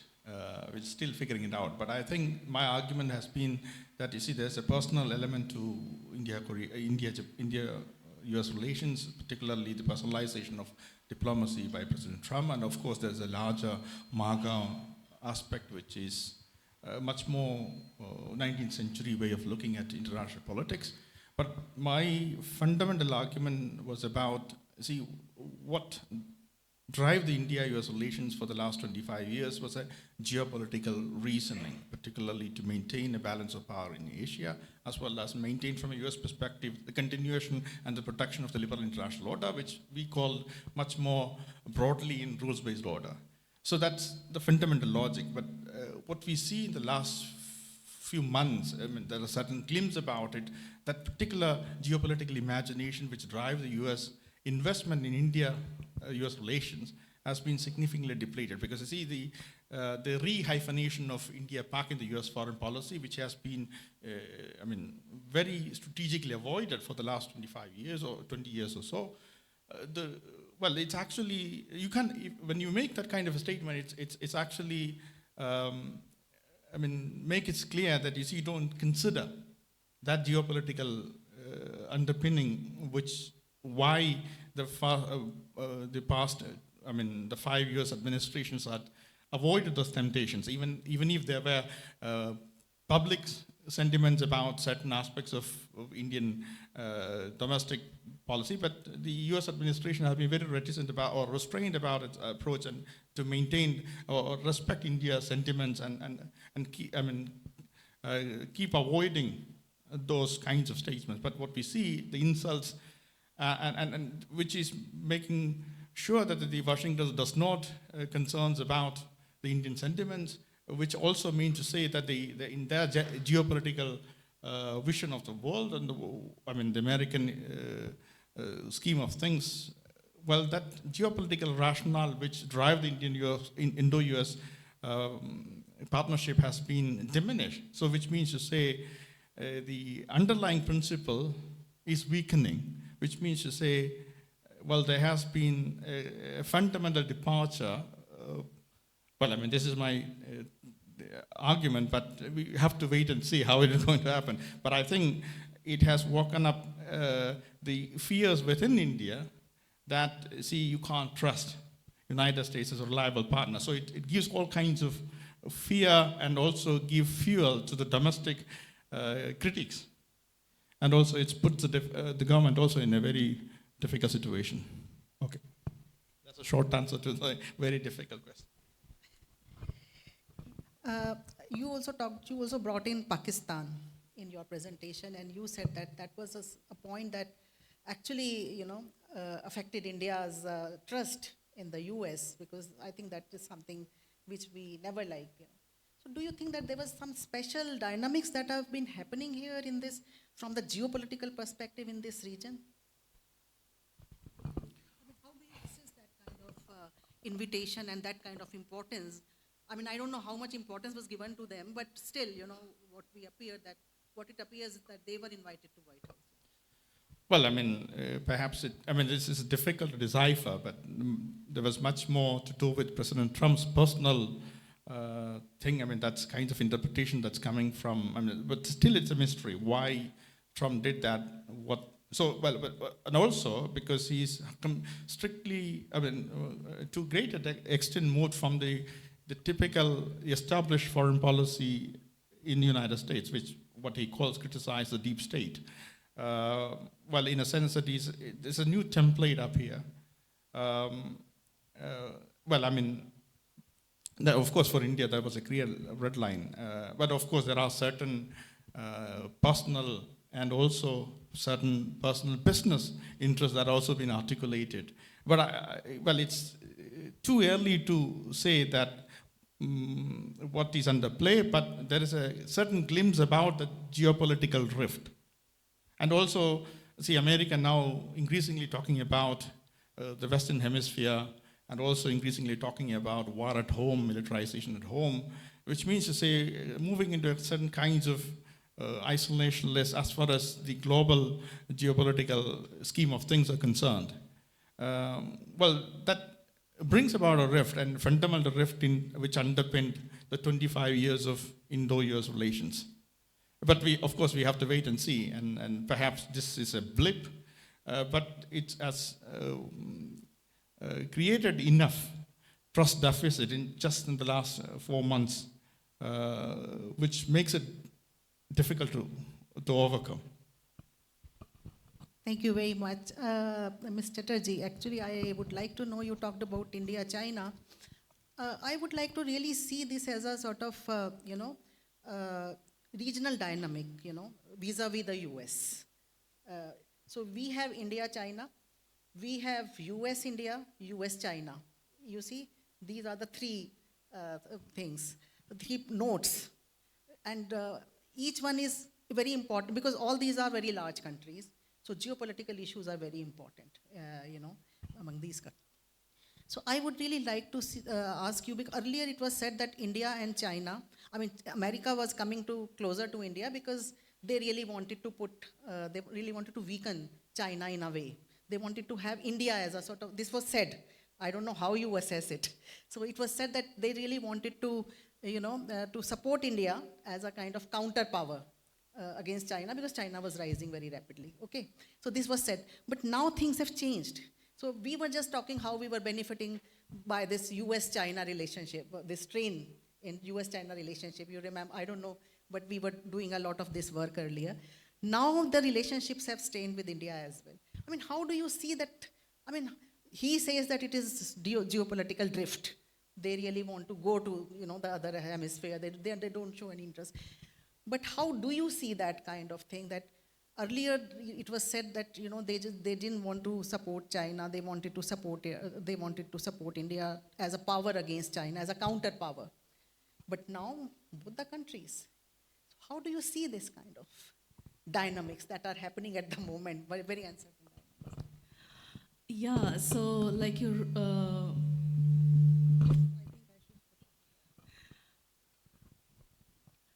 you correctly said, regional dynamics. But India-China relations are actually more than just regional dynamics, because India and China, they have been like neighboring countries. So that is one thing that, like in our strategic books, Kautilya's Arthashastra, and of course the Chinese The Art of War by Sun Tzu, they say that keep your friends closer, but keep your enemies even more close. So with India, China, that is one very, very important aspect. Like you cannot just keep China aside just because, you want to develop relations with someone else. Because first thing is its neighboring country. China's increasing presence in South Asia is also a very, very important aspect in India's foreign relations. And more importantly, the markets of India and China. There is no other replacement for that. So these 3 aspects, of course, make China very, very crucial for us. And the interdependence in very, very critical sectors, the pharmaceutical sector, maybe in the critical mineral sector as well. Now, like you asked that, okay, how do we see that, US giving more importance to India because they want to balance China. But like we were discussing, you have to look at India's rise. India is also now rising very, very fast. So which means that when you look at US-China relations in the post-78 period, which is the period defined as the reform and opening up for China, that's the time we see US-China relations becoming close, because that was the economic dynamics that was playing a very, very important role. There were a lot of US enterprises who were invited to China, opened their factories, and of course the US enterprises also had to gain a lot.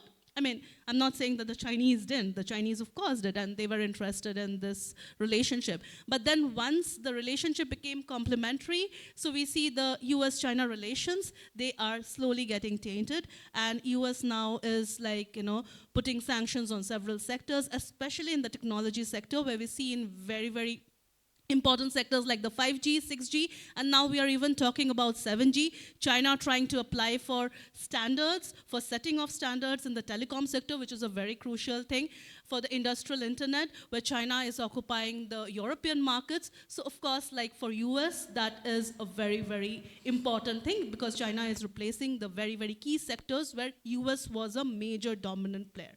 Now, when we are looking at India's development, we see that slowly India is actually getting there. So even if we are looking at it from that angle, so of course, like now India is already in the 4th position, so we can also analyze it from that aspect. That is one important aspect. But, so that's how I look at, US and its relationship with India and also China. But at the same time, I also do agree that, Trump's foreign policy is also very, very unpredictable. And we cannot just define India-US relations based on how the relations are shaping during the Trump period, and we need to look beyond and also backwards. But at the same time, I believe that India-China relations, there are a lot of defining factors. Our main problem and main challenge with India-China is the mistrust, which has especially heightened after the Galwan situation. And then we see on different sectors, there are like so many incursions on the borders every day. So for many of us, we maybe not pay importance, but even when relationship between India and China was considered to be very stable, but even during that time, the standard incursions on the border was 300 or more. And this is when we used to say the border situations were stable. And now, of course, after we had the major standoff in Doklam and Galwan, then the mistrust has heightened. So we are, of course, observing caution while, improving the relations. Thank you. My name is Rajiv, and I would like to ask this question to the panel. Two main aspects with regard to the India-China relationship has been mentioned. One is, of course, the bordering issue with the Galwan, etc., and all that. And second one is, I believe, with regard to the security aspect within the industry itself. Do you think that these two aspects can be resolved as such? And if it is resolved, what do you think would be the next level of India-China relationship coming over? Anybody in the panel? Thank you for those insightful observations on India, US, India, China, and Indo-Korea relations. My name is Simar Suri. I'm an associate partner at Suri & Company law firm. I also do strategic partnerships between Korean companies and Indian companies and those in Europe. So over the years, I've had a lot of interaction with people from the industry in Europe and India and Korea.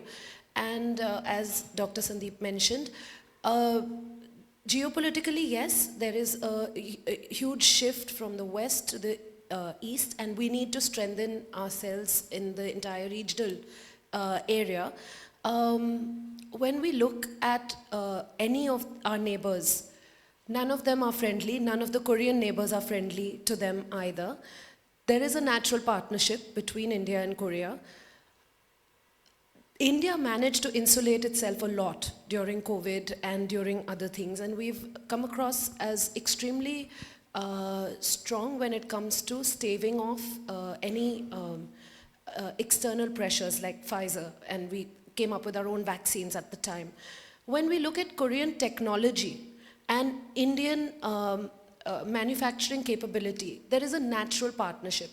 There is a natural affinity, but as correctly pointed out by Sir, there is lack of awareness at a bureaucratic, academic and other level. So what is it that we can do to increase the interaction between these two countries to come up as an alternative to both India and the US.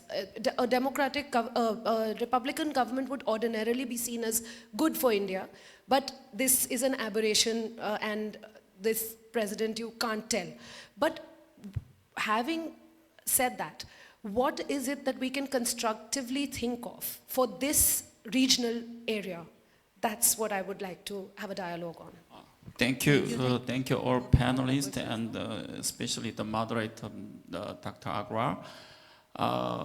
You already mentioned the cooperations between Korea and India. We have to expand beyond simple investment and trade and extend to the more strategic sectors like the R&D, technologies, especially semiconductors, including AI also. So in my views, I think we have to between Korea and India, we have to make cooperative mechanisms like the ICT between the America and the India. So as far as I know, in this year, the February, the US-India ICT is accredited to the trust, TRAST. So I think, how about, I want to get your idea. If Korea and India try to make a kind of the Korea-India version ICT or the trust, is it possible? And what do you think about this, the new cooperation system? I think this is rather than strategic and more important rather than the SEPA accreditation issues, I think. What about the idea? Thank you very much. Thank you for the opportunity. Myself, Sudhakar Yedla here. When you talk about India-China, India-US relationships, I see most of the speakers talking about change in US perception towards India and the stand towards India for various reasons, geopolitical and other things. But as I see, slightly different dimension to it, the Indian response to the West has changed of late. The way India responded of late probably makes the US strategy shift slightly, if not phenomenally, if not in long run, definitely in short run.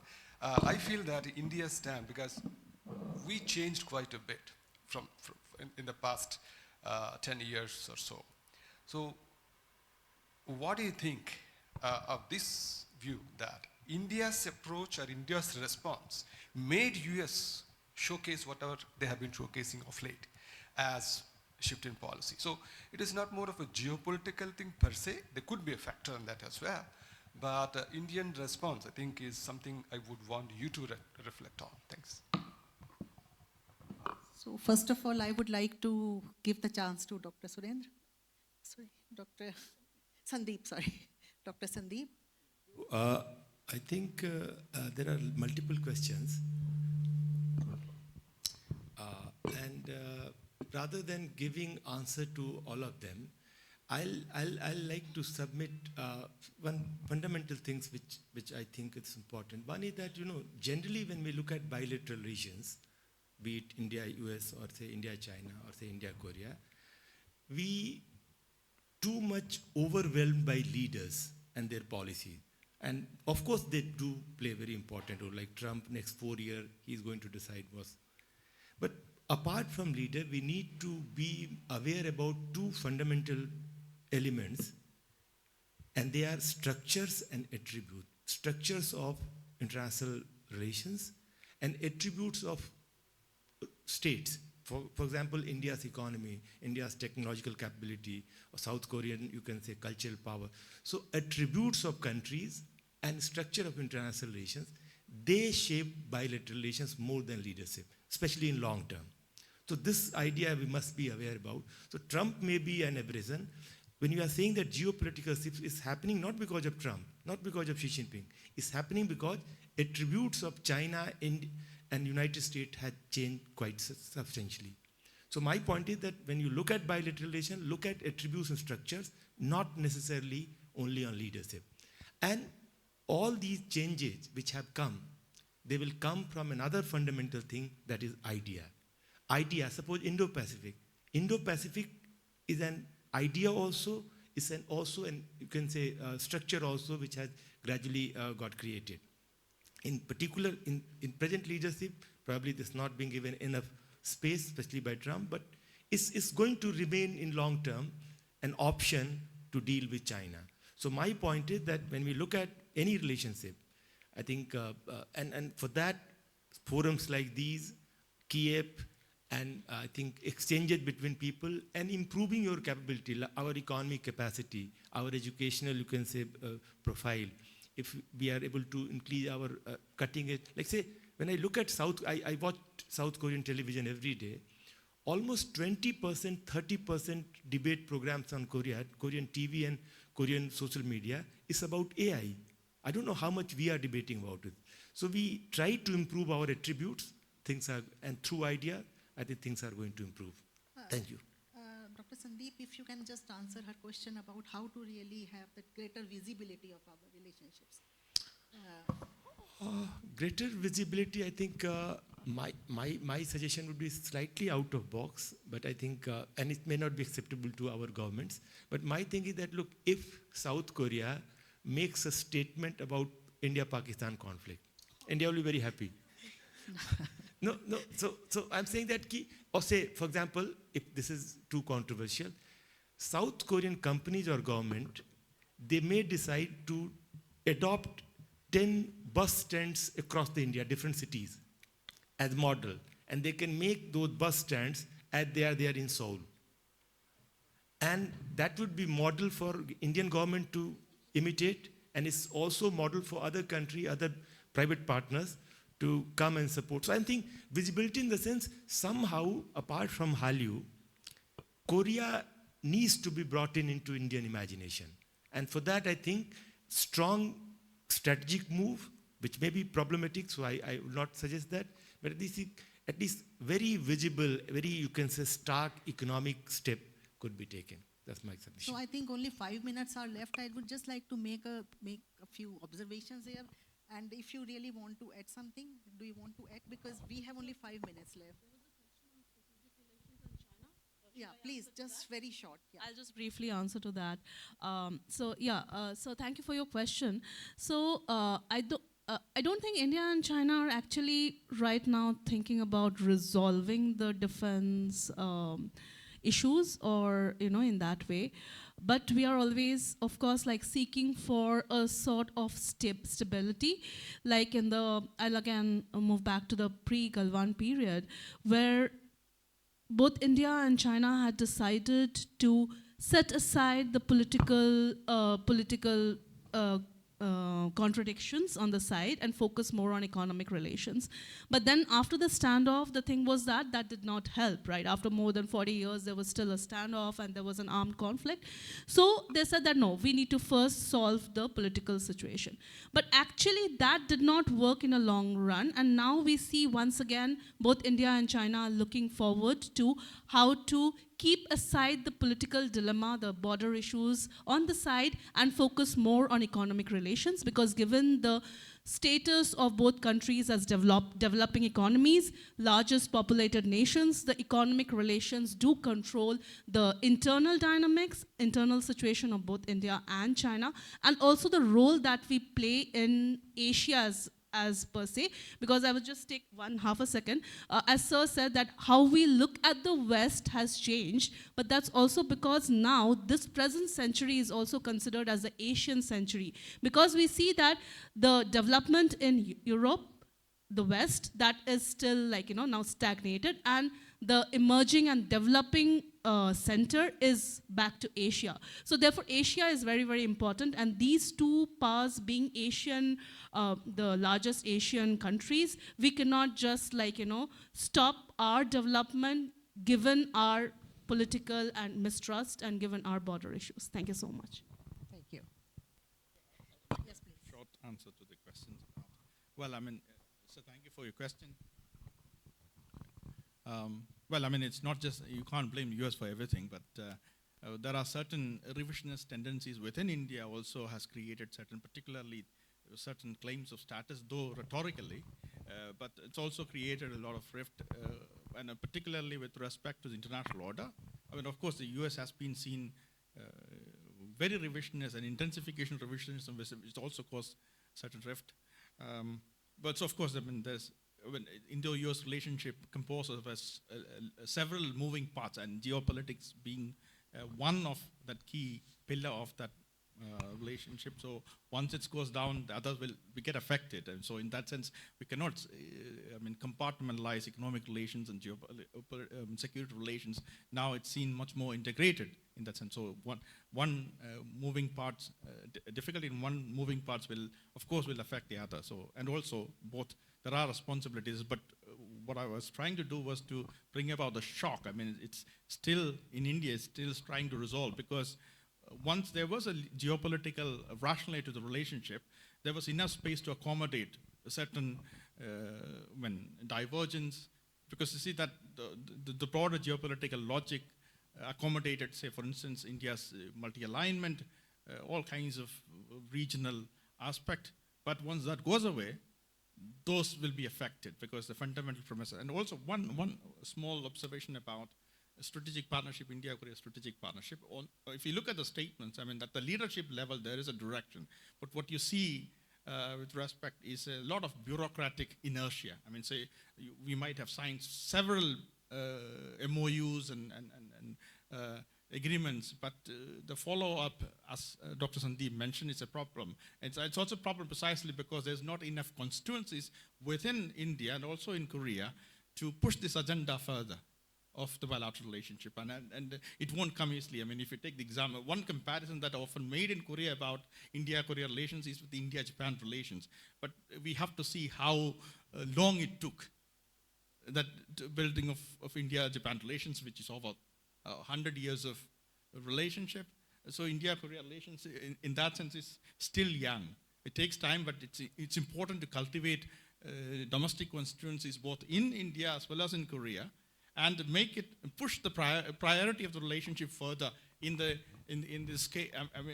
level of India's or Korea's bilateral relations. Thank you. So I don't think I have much time, but I would like to just make two observations, very short. Now that one is in response to Dr. Cho's question. I think this is very important to have those. We have this macro level SEPA. But in macro level SEPA, we have to make efforts for sector-specific agreements. I think that is very important to have those kinds of agreements and to carry them forward. Just give me example of Denmark. Denmark is a very small country, and their people again say that no visibility on all that, but by themselves they are doing a kind of these very specific agreements. For instance, they have this green partnership agreement with India. So they are focusing on green sector and greening of cities. So I think this is the way we can move forward. So like he talked about AI talks, and India is very equipped also because of our specialization in ICT, this IT technology. So I think that is where a huge potential. Similarly, space, you are trying to go for space program. India has already developed a space program. So I think those agreements could be really, those instruments could be very, very important in pushing that. Maybe we cannot think of a big relationship, and because of course there is a difference in the size of the two economies in a big way. So we cannot really think that India will, talk. The kind of importance is there. We can't, vis-a-vis US or China, we cannot really have that kind of importance. But at micro level, at those specific level, we can have some agreements, and similarly like companies. I really don't agree with the fact that every country should have that kind of relationship at that kind of visibility. It all depends on size of the different countries and that size of geopolitical importance of that country. So I think that it is important to promote those economic relationship and those at the level at which is at sectoral level or even at the firm level. So those things can really push the relationship in a meaningful way rather than looking for, like, I don't agree with Dr. Sandip that Korea makes any statement. Somehow I beg to differ on that, but of course everyone has different point of view. So I think that those sector-specific, those meaningful relationships, like, would be really carry the cooperation forward in a meaningful way rather than really make it a very visible thing in the world. So, thank you very much. So, so we cannot have consensus. One thing is that politics is very, very uncertain, and there is no permanent foe or no permanent friend here. Context change, the relationships also change. So India, US today has that kind of, maybe because of many factors at the moment. It may be person-specific factor also, but eventually perhaps we will be moving closer. And similarly, China. I agree with you on China relationship. That's very important, and let's see how it goes. Thank you very much. We are now about to begin session 2. Welcome to session 2 of today's forum titled Macroeconomy, Financial Market and FDI, and it consists of 3 presentations. It's my great pleasure to introduce our next speaker, Professor Nilanjan Banik of Mahindra University. He will share macroeconomy and policy in terms of Korea and India cooperation. Please welcome Dr. Nilanjan Banik with a big round of applause. Thank you, Dr. Cho, for this opportunity. In the interest of time, I will try to be brief and as pointed as possible, okay? So the idea is to give you some understanding of the Indian macroeconomy, okay? And I have lots of data to share, and expectation is you think about those data as we go forward. So if you talk to anyone, what are the few aspects that we know about the Indian economy? The first thing which comes to your mind, it's a very large market, right? So right now we are the 4th largest economy. Someone say 5th, someone say 4th, soon going to be 3rd, So we are approaching $4 trillion US. Now, even if you take into account the debate which is happening with our data, minimum 3.5 trillion is the size of the economy. So that's a large market size. We have a very young population. Young population means in terms of labor force participation, you have many workers available to work. So just to put things into perspective, our median age is only 28 years. Majority of the population, if I look into their age, it is only 28 years. In comparison to South Korea's 45 years, in comparison to China's 40 years, okay? And birth rate is 2.1, which means this thing is going to be there until 2047, okay? Unlike China and South Korea, where the birth rate is also declining. One of the other things which was mentioned earlier is about the digital or the digitization. We have this, what we call the JAM Trinity. So Jan Dhan account, which is trying to give you access to formal banking system, what the government has been pursuing over the last 4 or 5 years. You also have Aadhaar enabled system of giving subsidy so that the poorer people, they actually get access to subsidy. And most importantly, you have mobile/internet banking, which in a way is democratizing our way of doing business. So earlier what used to happen is all the small vendors, all the mom and pop stores, they were not getting access to credit. They were also not getting access to, even if I'm talking about the SME lending, they were not getting access to bank formal credit because they did not used to maintain the book account. Now, thanks to the digital payment, because every time you're making payment through UPI or Google or PhonePe, your book of account is getting created. So A, you are getting access to credit, which is almost 10 to 15% less than the informal banking system.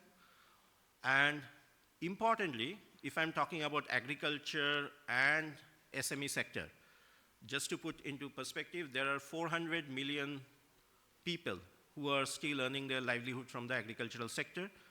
There are around 200 million people who are employed with the MSME sector. These are micro, small, medium scale enterprises, okay?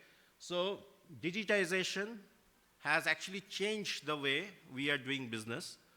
And the other thing I wanted to mention is the cost of data is 1/60th time than what you get in terms of using data in the developed countries, be it US, 1/60th, 1/60. So that is the axis, or how the axis of doing business is getting generated, okay? So recently we also have had tax rationalization, which is if you look into the GST case has fallen, right? So that has also created demand for lots of consumer durables.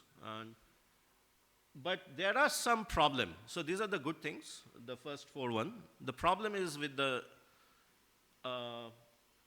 unequal income distribution. That is something I'm going to talk about, because we all the time mentioning about the K-shaped growth that is happening with the Indian economy. So maybe top 5% of the population are doing extremely well, and these are the people who are actually driving India's growth. But if I'm looking into the overall other 95% of the population, they're not doing at all good, okay? That also explained that why, in spite of having 8.2% GDP growth rate, you still have rupee almost touching 90, okay? In terms of, if I look into the macroeconomics anomaly. And then, of course, you have Mr. Trump, which is explaining much of the global headwind in terms of Trump tariff. So these are the things which I have already mentioned, but the point to note here is, in the interest of time, we are going to see a big increase in the middle income category of people. And the way we are defining middle income, this PLFS stands for Periodic Labor Force Survey. An individual with a monthly income of 25,000. It's not a household income. Individual income with a monthly income of 25,000 is considered as a middle income. But that is only the top 10% of the population. So if I look into India's per capita income, which is around $3,000, even now as we speak, we have around 80% of the population with income less than equal to per capita income. So that's the hard reality, okay? Now let's try to understand the good part of the Indian economy. What you see here is, when we teach macroeconomics, we have 5 components: consumption expenditure, investment expenditure, government expenditure, export and imports, right?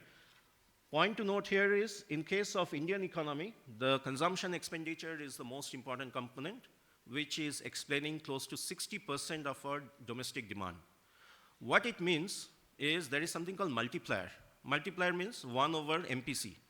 I'm not going to be that technical, but what it means, if you're spending, if government or anyone is spending $100, that is going to create, the size of the multiplier is given the 60% is our consumption expenditure, it turns out to be 2.5, which means that if you're spending $100, that is going to create $250 worth of income.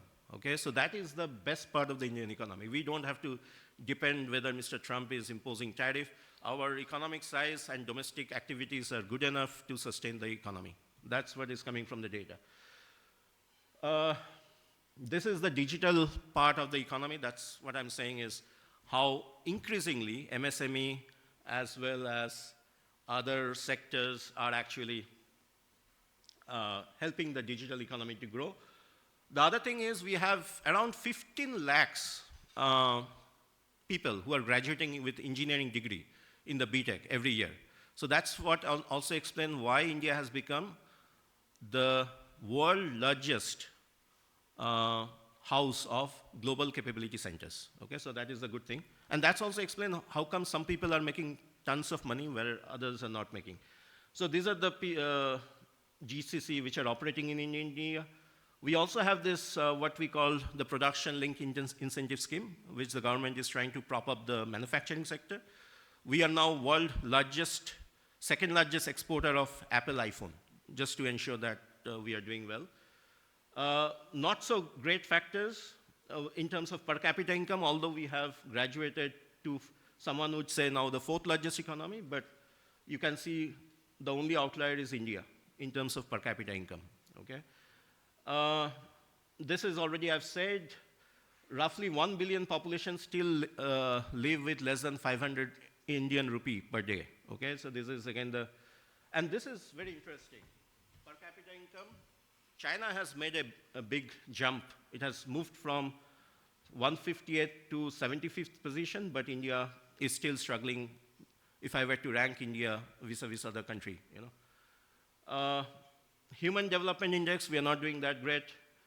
One of the reasons why we're not doing that great in Human Development Index is because of low female labor force participation. That is there very much in India, okay? I will skip this. Technology, as I said that most of the smart people graduating from IITs or IIMs, they are actually moving out India, you know, and most of the US universities are now being. So that is one of the problem. GDP per hour worked. This is from the ILO data. You will find that India does not figure here because the number for India is only $8. So you can see compared to other countries, we are in terms of technology, productivity we are very low.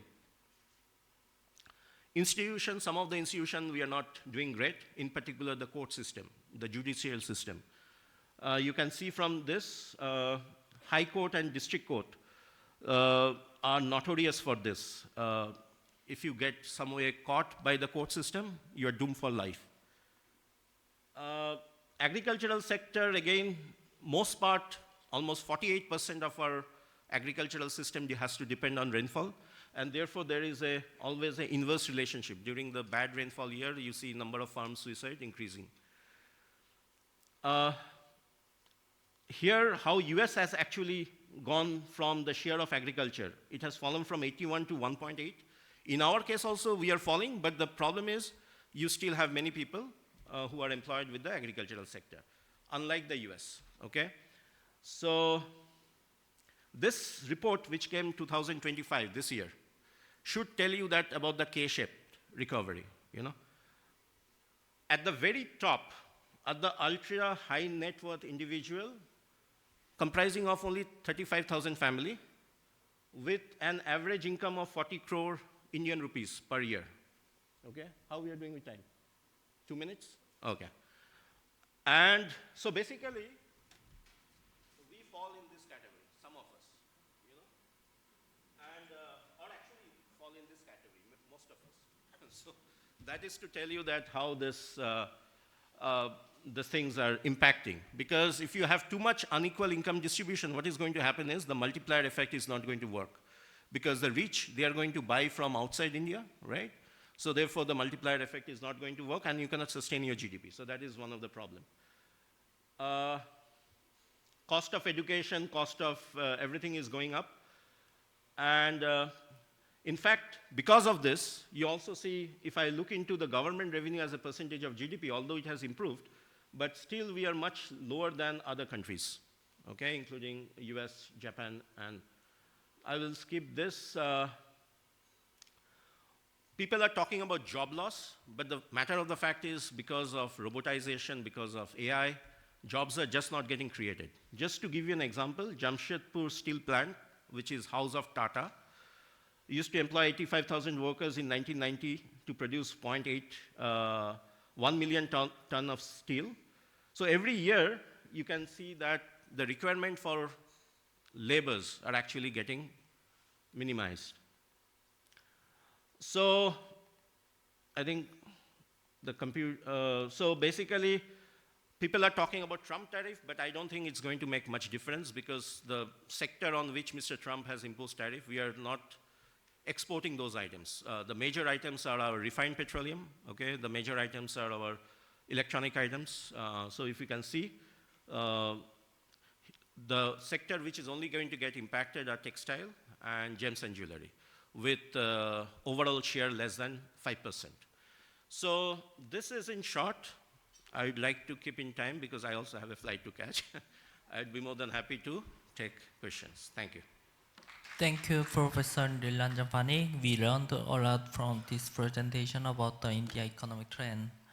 Next, we will hear from Associate Professor Priyadarshi of RIS. He is going to present on financial market and policy in terms of Korea-India cooperation. Please welcome Dr.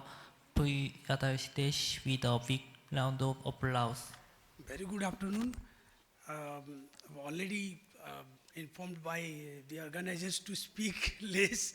So basically I'll summarize what I have. Not many slides, but then we'll just keep to the point. In the spirit of what Professor Banik just mentioned, so financial market is part of the overall macroeconomic evolution that is happening. But India's story in the financial sector has been a gradualistic approach. If you see from the liberalization phase and subsequently first generation, second generation of reforms, we have demonstrated a lot of resilience during crisis in the 2008-9 and subsequent crisis. So first few points, slides on the key trends in the global market. So the risks continue to be high on the downside. The cost of capital is still high for the developing countries because of the low credit ratings, all these things. So high uncertainty, all these are basically from the World Economic Outlook, Global Financial Stability Report. So all of you are aware of that. And what are the dominant monetary policy or sort of policy prescriptions in that domain? That we need to contain volatility in the market, we need to support growth, at the same time address the vulnerabilities of the small countries, the LDCs and others, and at the crux of all these policy measures is to help mobilize finance for development. Because SDG progress has already reversed because of COVID and then subsequent geopolitical uncertainty. So there was accommodating monetary policy, then a lot of focus on financial stability, controlling inflation, at the same time trying to get leverage the financial safety nets available, regional, global financial safety nets. And if you see the regulation, there has been the Basel III implementations are happening all across. The buffers have been focused on the asset quality, by banks, the NBFC exposure to credit, all these are a global phenomena in some way or other. I mean, coming to the India story, this thing. So if you think about the fiscal policy and debt management, debt service has been has become a very major issue to deal with. So there have been common framework solutions to the debt problem. That common framework still not addressing many issues because the private creditors are not wholeheartedly participating in the process. But beyond common framework, we have this debt for nature swap and other innovative instruments that they may not pay the debt, but they need to spend that money for development purposes, for climate action, for health, education, and all these things. If you come to the India story, basically the banking sector has kind of improved in terms of asset quality. The gross NPA has reduced significantly. I have a number to tell that has got reduced from peak in 2008 to a 12-year low of 2.6% by September 24. And then, but still, the rise in the cost of funds was there. The steady growth in bank credit, fortunately, the MSME sector has benefited from this credit growth. That is the good part of that. Bond market, the domestic debt market is growing, but it is mostly in the corporate bond market is not that healthy in terms of the issuance. The issuance is mostly by the top-rated economies, AAA, A minus, and AA, not below that. So that account 97% of the total issuance in the corporate bond market. So they basically crowd out the MSME unit, those who could have issued the bond in the market. So that is something which is dragging the bond market. Equity market gaining popularity, a six-fold rise in the number of IPOs, growing number of young investors. If you see the last year economic survey and the SEBI reports and others, the investor participation has grown consistently in the equity market.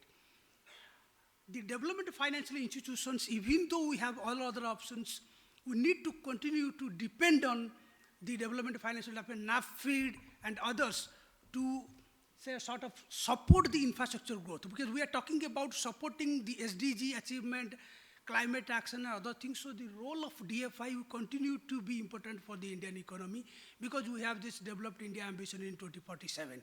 So financial stability on the one hand and the growth supporting credit flows and other things. So we need to sort of navigate this trade-off amidst this ample global uncertainty. GIFT City, which is kind of the first in the International Financial Service Center, is a positive stimulus to the financial sector here. A very good financial ecosystem is, there are some numbers here. The fintech ecosystem is quite robust there. This acting as a special economic zone kind of thing within India. And there are several currencies traded. So the details are there. Now to summarize what I have put in all these slides. So one is that the non-banking segment is growing in terms of credit flows, and especially the fintech firms.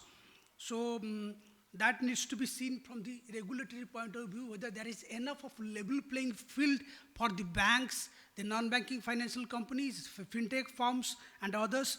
Because to my knowledge, the credit that you access from the fintech platforms and NBFCs, a few margin higher than what the banks charge.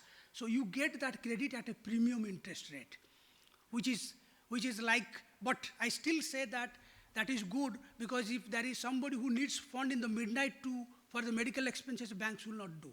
And banks generally do not do the small ticket size loans of 20,000, 50,000 or 1 lakh.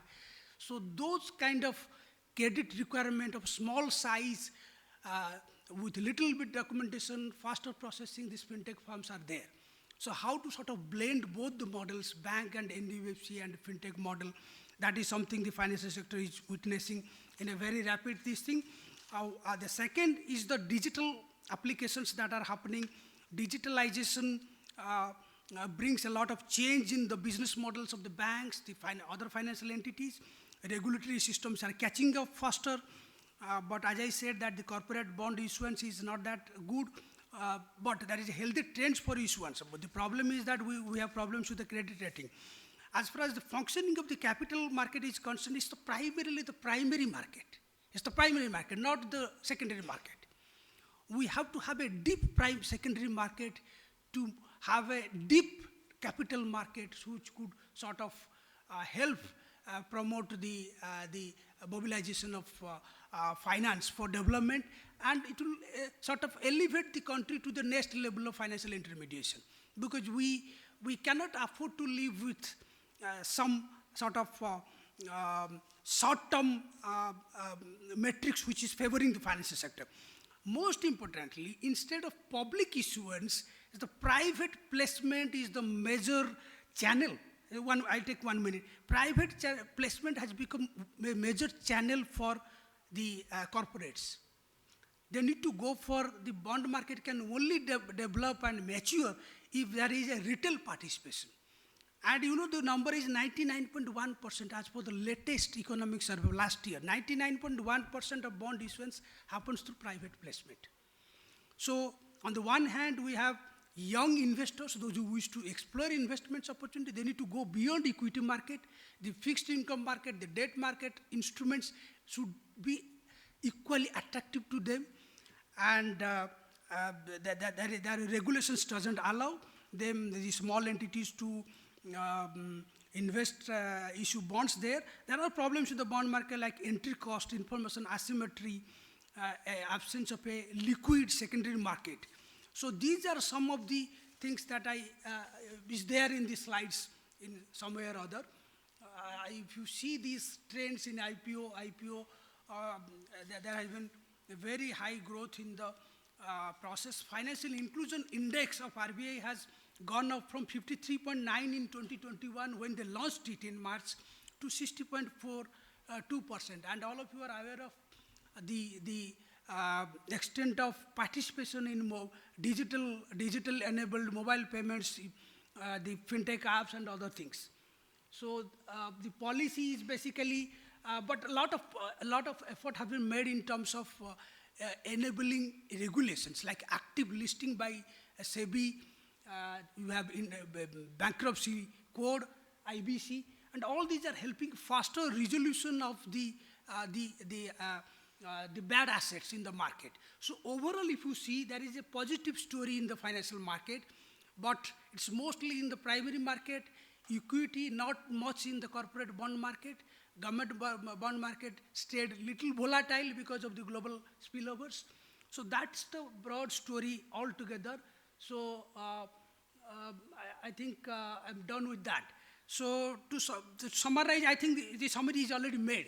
So the financial market, like any other emerging market in India, is catching up faster with the growth process.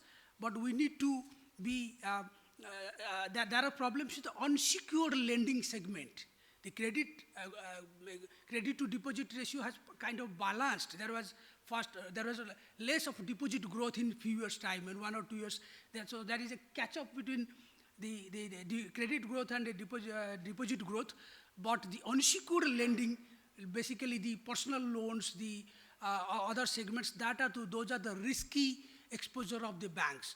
So the improvement that we have in terms of the asset quality, in terms of falling in non-performing assets, could erode further if we do not take care of the unsecured lending segment.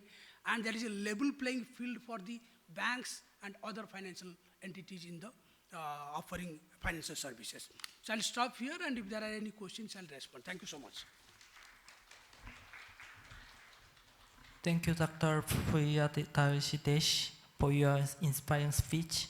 Then I'm honored to introduce our next speaker, Professor Ram Singh of Indian Institute of Foreign Trade. He will speak on FDI and PLI policies for global value chain upgrading. Please welcome Dr. Ram Singh with a big round of applause. Good afternoon.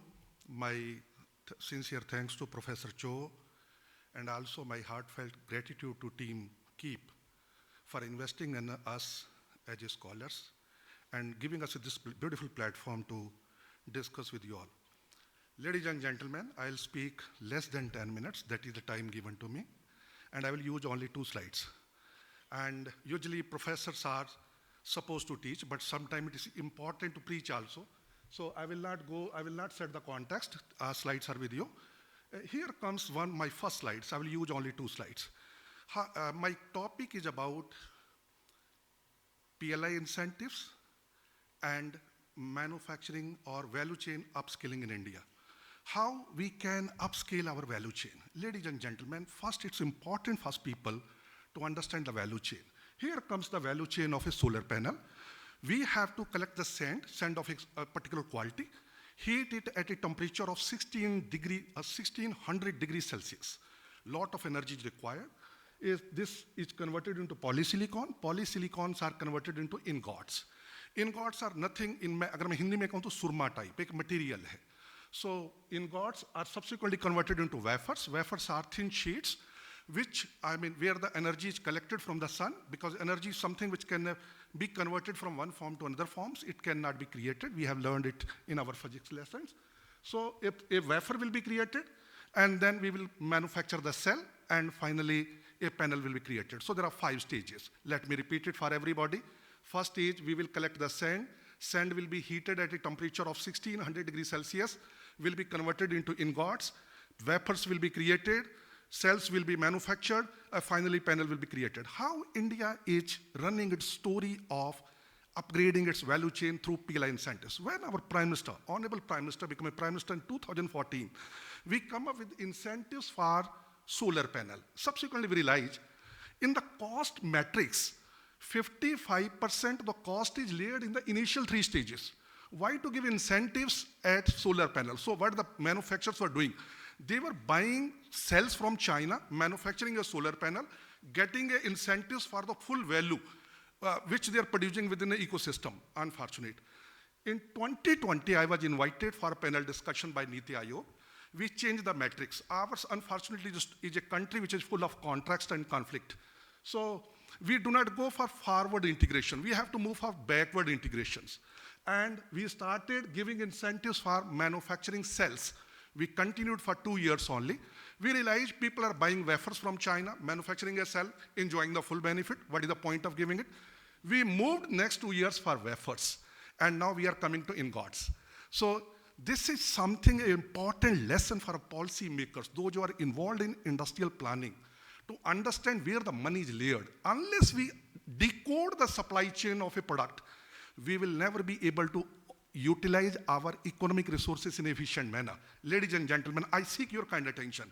So where the money is laid as of now, we are coming at a stage 1. And under stage 1, we know that we do not have so much of electricity in our country at a cost-effective rates. What we are suggesting to government, let us partner with country like Oman. We are going to sign a FTA.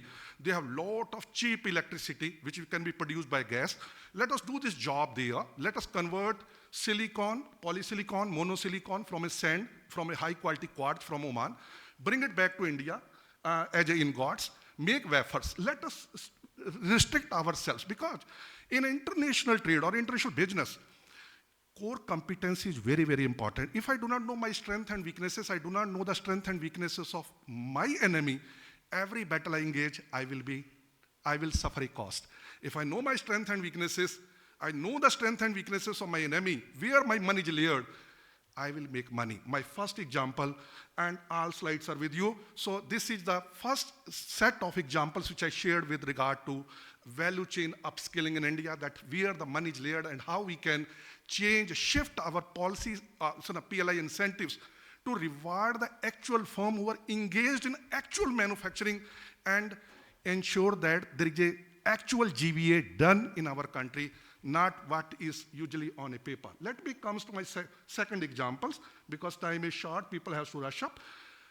India is a net importer of steel. Unfortunate, 78 years of independence. India is the second largest manufacturer of steel.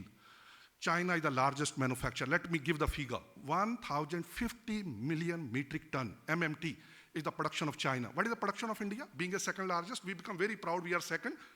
Only 153 million MMT. We are nowhere. And here comes a third competitor, Japan, 145. Korea, exceptionally good, 140. My slide started that what we can learn from Korea. I will share in these two examples at the end.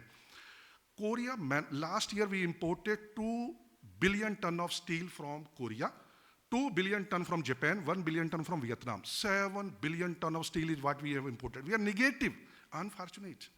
I mean, a country of our size which claims to become a superpower in the days to come, if we are a net importer of metallurgical products. In fact, I authored 3 articles published in Hindu Business Line this year, only to awaken government policy, especially our policymakers, the challenges which are layered in this sector. So 2 articles are on steel sector itself. One is on the upstream industry, another is on the downstream industry. Let me focus on upstream industry only, because time is short. Ladies and gentlemen, we import very less steel, but at a very high price from Korea, from Japan. We export a lot of steel in terms of volume, but at a very low price. So we are at the bottom. Why? Because in our country, again, energy is an important issue. We do not have sufficient energy. How we produce how we produce? There are 3 ways steel production is done. First is blast furnace, BF. Second is blast oxygen furnace, first category. 60% of the production is done. 30% electric arc. 10% DRI, that is a directly reduced induction method. These are the 3 popular methods in our country. Ladies and gentlemen, here is the crux. We are not able to manufacture specialty steel. What is that? If I have to manufacture crankshaft, we do not have steel. We have to manufacture BrahMos missile, engine system, where heating may go as high as 1500 degrees Celsius. Does we have a steel in our country of that level of financial endurance? Unfortunately, no. Missile system, jet engine system, let me take. Even a lift which is running in these hotels, the wire is coming from Korea, unfortunately. So we have given incentives for 25 million dedicated production of specialty steel. Every car, anyone sitting here, everybody want to have a steel alloy wheel. Do you know from where it is coming from? Either from Korea. We manufactured K9 tank in collaboration with Korea. Jorawa tank, we are extremely proud of them. Submarine, ship, from where steel is coming from? Korea, Japan. Unfortunate. If this nation has to grow, there has to be actual capacity to be created within the economic system so that, number 1, imports can be controlled, outflow of foreign exchange can be tamed, number 3, employment can be generated, additional and incremental economic activity can be created, and this will create a spillover effect in the downstream sector. Where? Syringe, the syringe you are using in your this, steel is imported. Even in USA, 100% steel is imported. Gudgeon pin, crankshaft, Any engine part where heating part is very high, we do not have that endurance of steel manufacturing with our ecosystem. So these are the two examples. And if you're interested, I can delve into detail, but time is running short. And those who do not respect time, time does not respect them. Thank you very much. You shared, Professor Lam Singh. From now, session 3 will focus on trade, industry, digital, and green transition. This session will consist of 3 presentations and will conclude with a panel discussion for a more meaningful dialogue. Then we will hear from Associate Professor Surendar Singh of Jindal Global University. He is going to present on trade policy and FTA strategy. Please welcome Dr. Surendar Singh with a big round of applause. So, thank you very much for KIEP inviting me for this third workshop. And I will start my presentation. So I have only 2 slides. We'll focus on some of the areas where we have concern. So let me take you. So the first thing that which I would like to point here, that if you look at India's import tariffs, and from 2014 onwards to 2024, that the trade-weighted average tariff that it has increased from 7% to 12%. And at the same time, our imports have increased from, imports have also increased by 1.5 times in the last 10 years. So it's very clear that when you have high import duty, that your downstream manufacturing, that it is going to impact, and particularly the firms which are participating in the value chain, that they are going to get impacted as they do not have competitive access to cheap imports, and which actually enhance their productivity. So productivity does not come from only from the domestic sources, but it also comes from the competitive imports. The second point that which I want to highlight, that disguised trade barriers, that if you look at the quality standard that which we have introduced in the last 5-6 years, from in 2015 we have quality standards, around 15 quality standards, mandatory quality control orders that which we have introduced. Now we have 765. And interestingly, in the last 2 weeks, we have removed quality control orders. But at the same time, what we have done, we want to protect the interest of certain corporates. We have started anti-dumping investigations on polymer, on synthetic fibers. So we want to protect the interest of the corporate houses, and that's why that the moment we remove quality control orders, it's not only about the quality control orders or the BIS license, but it's also about that if Chinese supplier, they want to apply for a BIS license, that they have to pay the speed money to get it done. So, which is very challenging. And this issue is also raised in FTA negotiations, that countries are concerned about that India is imposing quality control orders and restricting market access. The second is that we have introduced Carotar rules, which is putting additional burden on our importers. We have entered into an FTA with South Korea, we have entered into an FTA with Southeast Asian countries, but we are imposing additional conditions the moment you file a bill of entry, and you have to produce a certificate of origin to claim preferential benefits. But now you have to maintain the record for 5 years. So that documentary compliance has increased and regulatory burden has increased, which is making it very difficult for the importers to source from our FTA partner countries. Third point, which is balance and the judicious use of anti-dumping measures, that we have also seen that the anti-dumping measures, they have been used by large corporate houses to protect their economic interest. And third is that if you look at the domestic trade institutions, and in fact I have worked with an export promotion councils, and with one of the export promotion councils, I do not want to take the name of the particular export promotion council, but I can share you that they have serious governance related issues. They do not have a data at a firm level. They do not have a data at a product level. And they have their internal organizational issues which are creating a lot of challenges, and they are the event organizing institutions, and they are not focusing on the policy aspect, which is completely missing in the most of the export promotion councils. And that is also an area of concern. Then the Bureau of Indian Standard and FSSAI, that on the one side that you are introducing quality control orders, but on the other side you are not enhancing the capacity, that you don't have the people who will support the implementation of quality control orders. So that's another challenge. Then the shift focus from trade policy to manufacturing policy, the two specific areas that where we need to focus on that. Now the policy, as far as the trade policy is concerned, that it is largely conducted at a aggregate level. And we have to shift the focus of our trade policy from sectors to firm. Because firms trade, not the sectors, not the country. So that's why that we need to look at the factors which are very critical in terms of enhancing the productivity and the competitiveness, and also see that how companies, how firms introduce technology and how they make their exports much more technology intensive. Because if you move to, if you export high value added products, you fetch more value. Then you have productivity enhancing reforms, and we can take an example of Tamil Nadu. Okay, so whenever it comes to investment, that we always claim that we have single window systems. But what about the exit? But if I want to set up a factory in India, so the government of India is very keen, open up that we will provide ecosystems and we will provide all kind of support. Okay, we have single window systems, you contact to our Invest India, and that all sort of support at the state level will also be provided.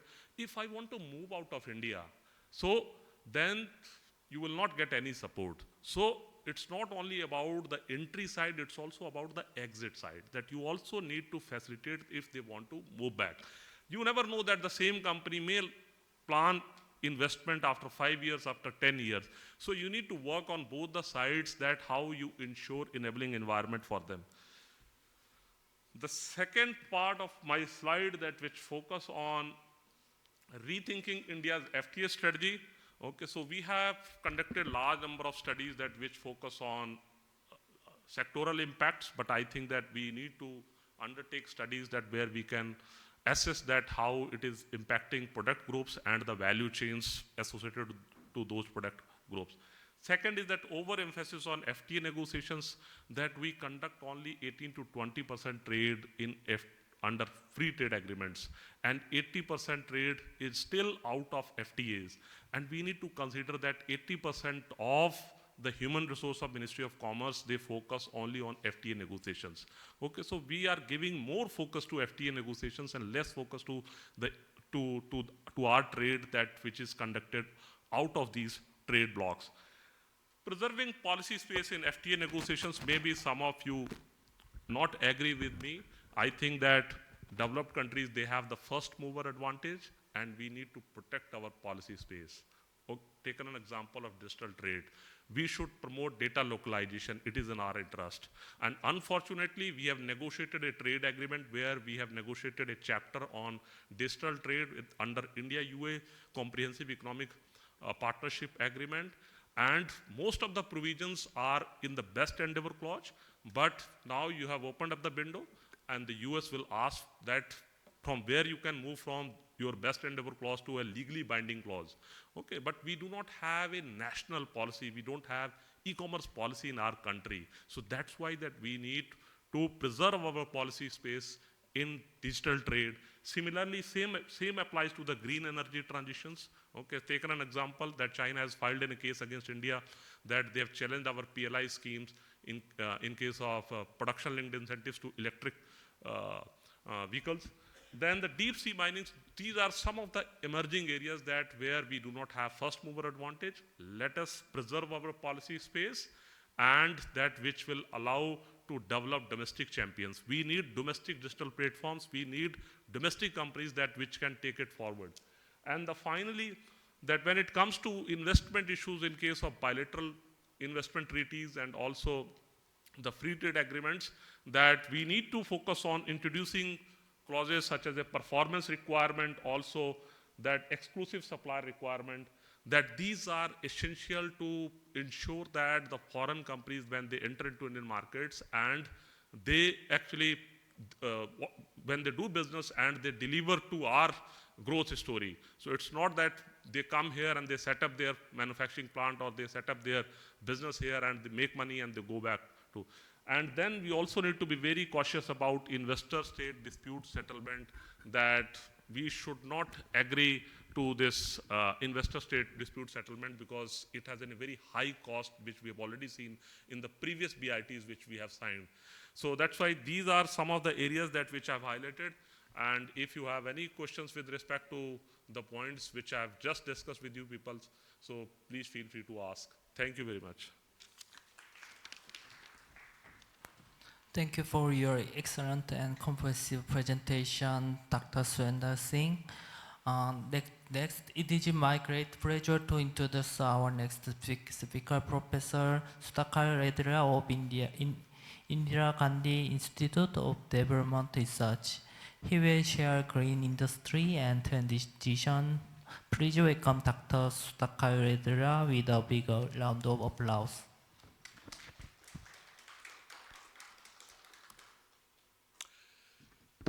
All right, thank you so much for the nice introduction, and Dr. Cho for this opportunity to come and speak at this very important meeting.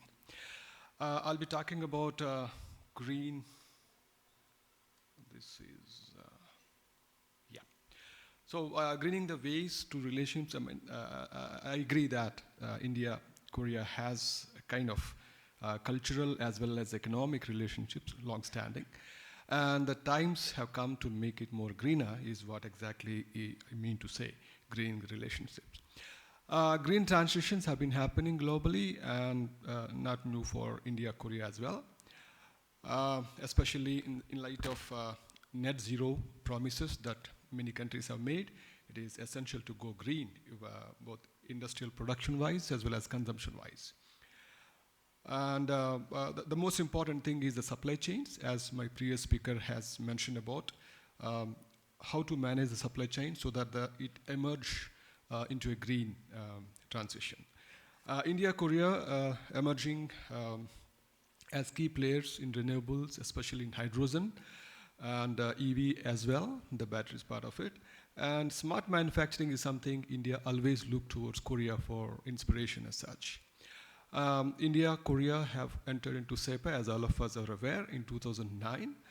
And prior to that, I was in Korea studying the EIP, because I think in the entire world, the country which has made a national policy on eco-industrial networking as central theme of industrialization is South Korea.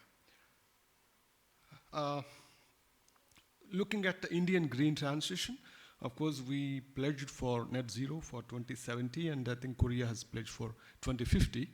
And in order to reach that goal, ambitious goal, India has been focusing on certain things like renewable energy expansion and green hydrogen, and mobility being more electricity driven.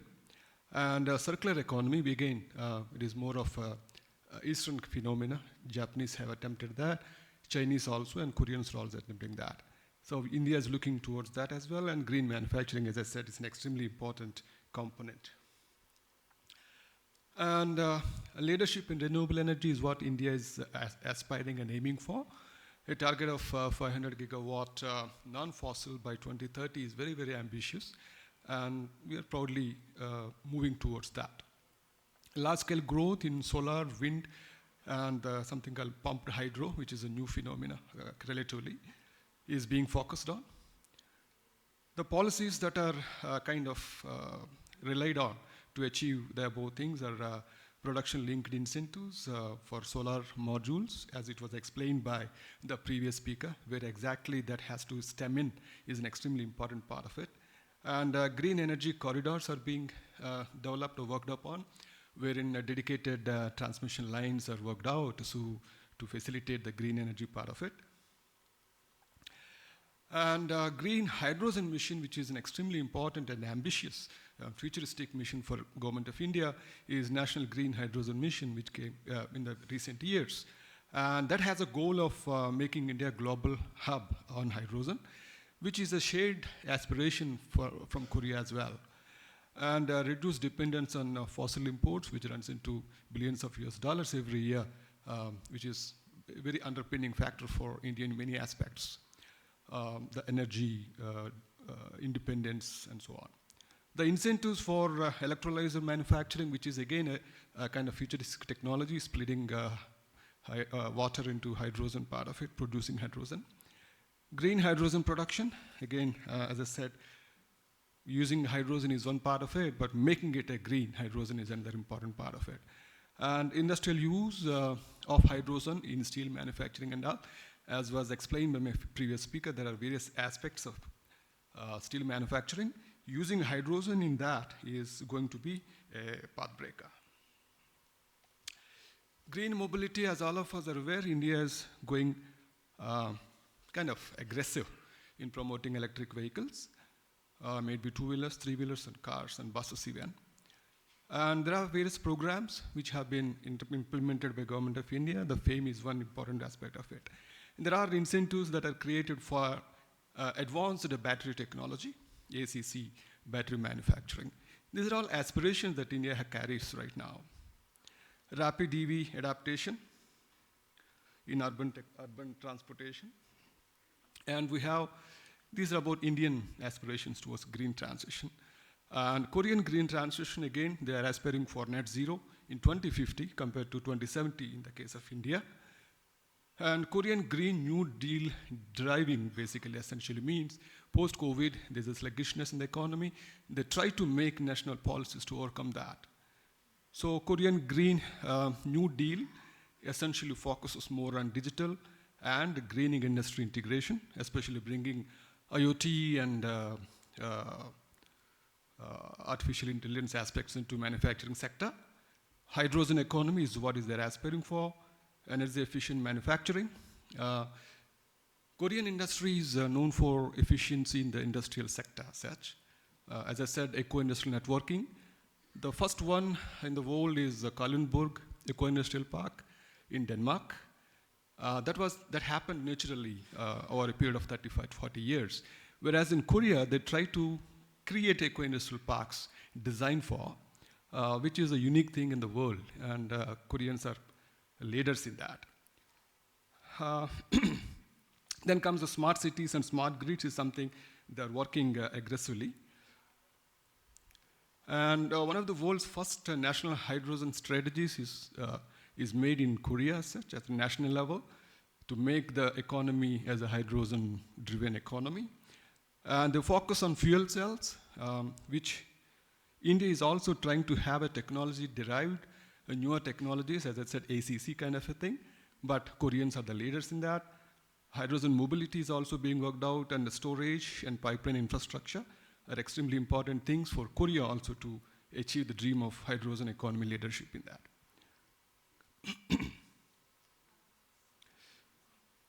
3 minutes, yes. So advanced green manufacturing is also aimed for, in the case of Korea, where high efficiency batteries are being worked out. The nickel-based and all that, manganese and chromium.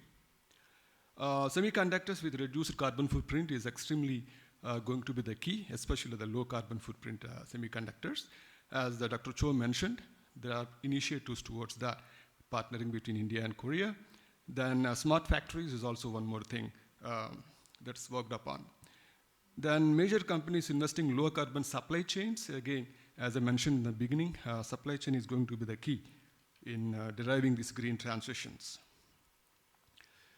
Smart grids and energy efficiency is also, as I mentioned, they're trying to integrate more of artificial intelligence and IoT into manufacturing sector. Energy efficient building codes, like we have ECBC in the case of India, they're also working on developing more codes for energy efficiency buildings. Green digital transition across industries is also being worked out. When you compare between India and Korea, we can see India has a large market, and Koreans are the leaders in technology and R&D. So that's basically a comparison that cuts across different components of it. And that has to be leveraged upon. So the bilateral opportunities that India and Korea has is hydrogen supply chains, then battery manufacturing and recycling, especially recycling part of it. Koreans have a lot of advanced technologies that can be used for Indian, in the market of the emerging market in India. Solar manufacturing partnerships can be worked out, and offshore wind innovation is another important thing that they can work upon. Smart grid technologies, and more importantly, green steel and industrial decarbonization is another opportunity. Yeah. And then we have hydrogen and ammonia collaboration, where India has a low-cost production advantage there, then Koreans have advanced technology and a lot of demand for it. And the potential is export-import corridors can be created between these two nations. Joint R&D on electrolyzers, which is, as I said, India is also trying to be a leader in that, and Korea has an advantage on R&D in that area that can be worked out. And maritime, last slide. Maritime ammonia transportation solutions also play an important and potential thing in case of Korea and China. A lot of opportunity for EV and battery cooperation, where joint manufacturing and battery recycling can be achieved. And India has a growing market for all that, and then Chinese are the leaders in that. Coming to smart manufacturing, circular economy, Korea has gone for 4.0 strategy. India's industrial scale is another advantage for them, and they can work out on waste to energy, electronics recycling, and green industrial parks. Just to summarize, there are barriers for both the countries in achieving these energy transitions. High capital needs, grid modernization requirements are also very cost intensive. And technology cost and adaptation is something that you should be working on. And skilled workforce gaps needs to be filled in, and policy alignment for trade and investment. Now, just to conclude as a whole, Korea has an advantage in industrial production, making it more efficient. India has a lot of market for such technologies that have already matured in case of Korea. But as one of the speakers said, larger things like SEPA could be there, but it's time to work out the smaller strategies towards more pragmatic and tangible outcomes. The energy transition essentially presents a wide scope between those two countries to work on finer modules to make a big difference and make their economy more greener. I think with that, I conclude. I once again thank KIEP for giving this opportunity, Dr. Cho particularly for inviting me. Thank you so much. This time we learned a lot from this presentation about the importance of the green industry. I'm honored to introduce our final speaker, Associate Professor Partha Pratim Sahu of National Institute of Rural Development and Panchayati Raj. He will speak on small and medium-sized enterprise and agriculture in terms of Korean cooperation. Please welcome Dr. Partha Pratim Sahu with a big round of applause.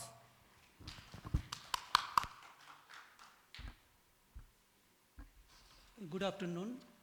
Thank you, KIEP Sejong. Thank you, KIEP Delhi. Thank you, Dr. Cho. Today, 2nd December 2016, that was the first day at KIEP Sejong. I landed there, and Dr. Cho invited me for lunch, and the curry was chicken curry with potato. So I asked, am I in India? Then I took rice. Then I realized that I am in Korea.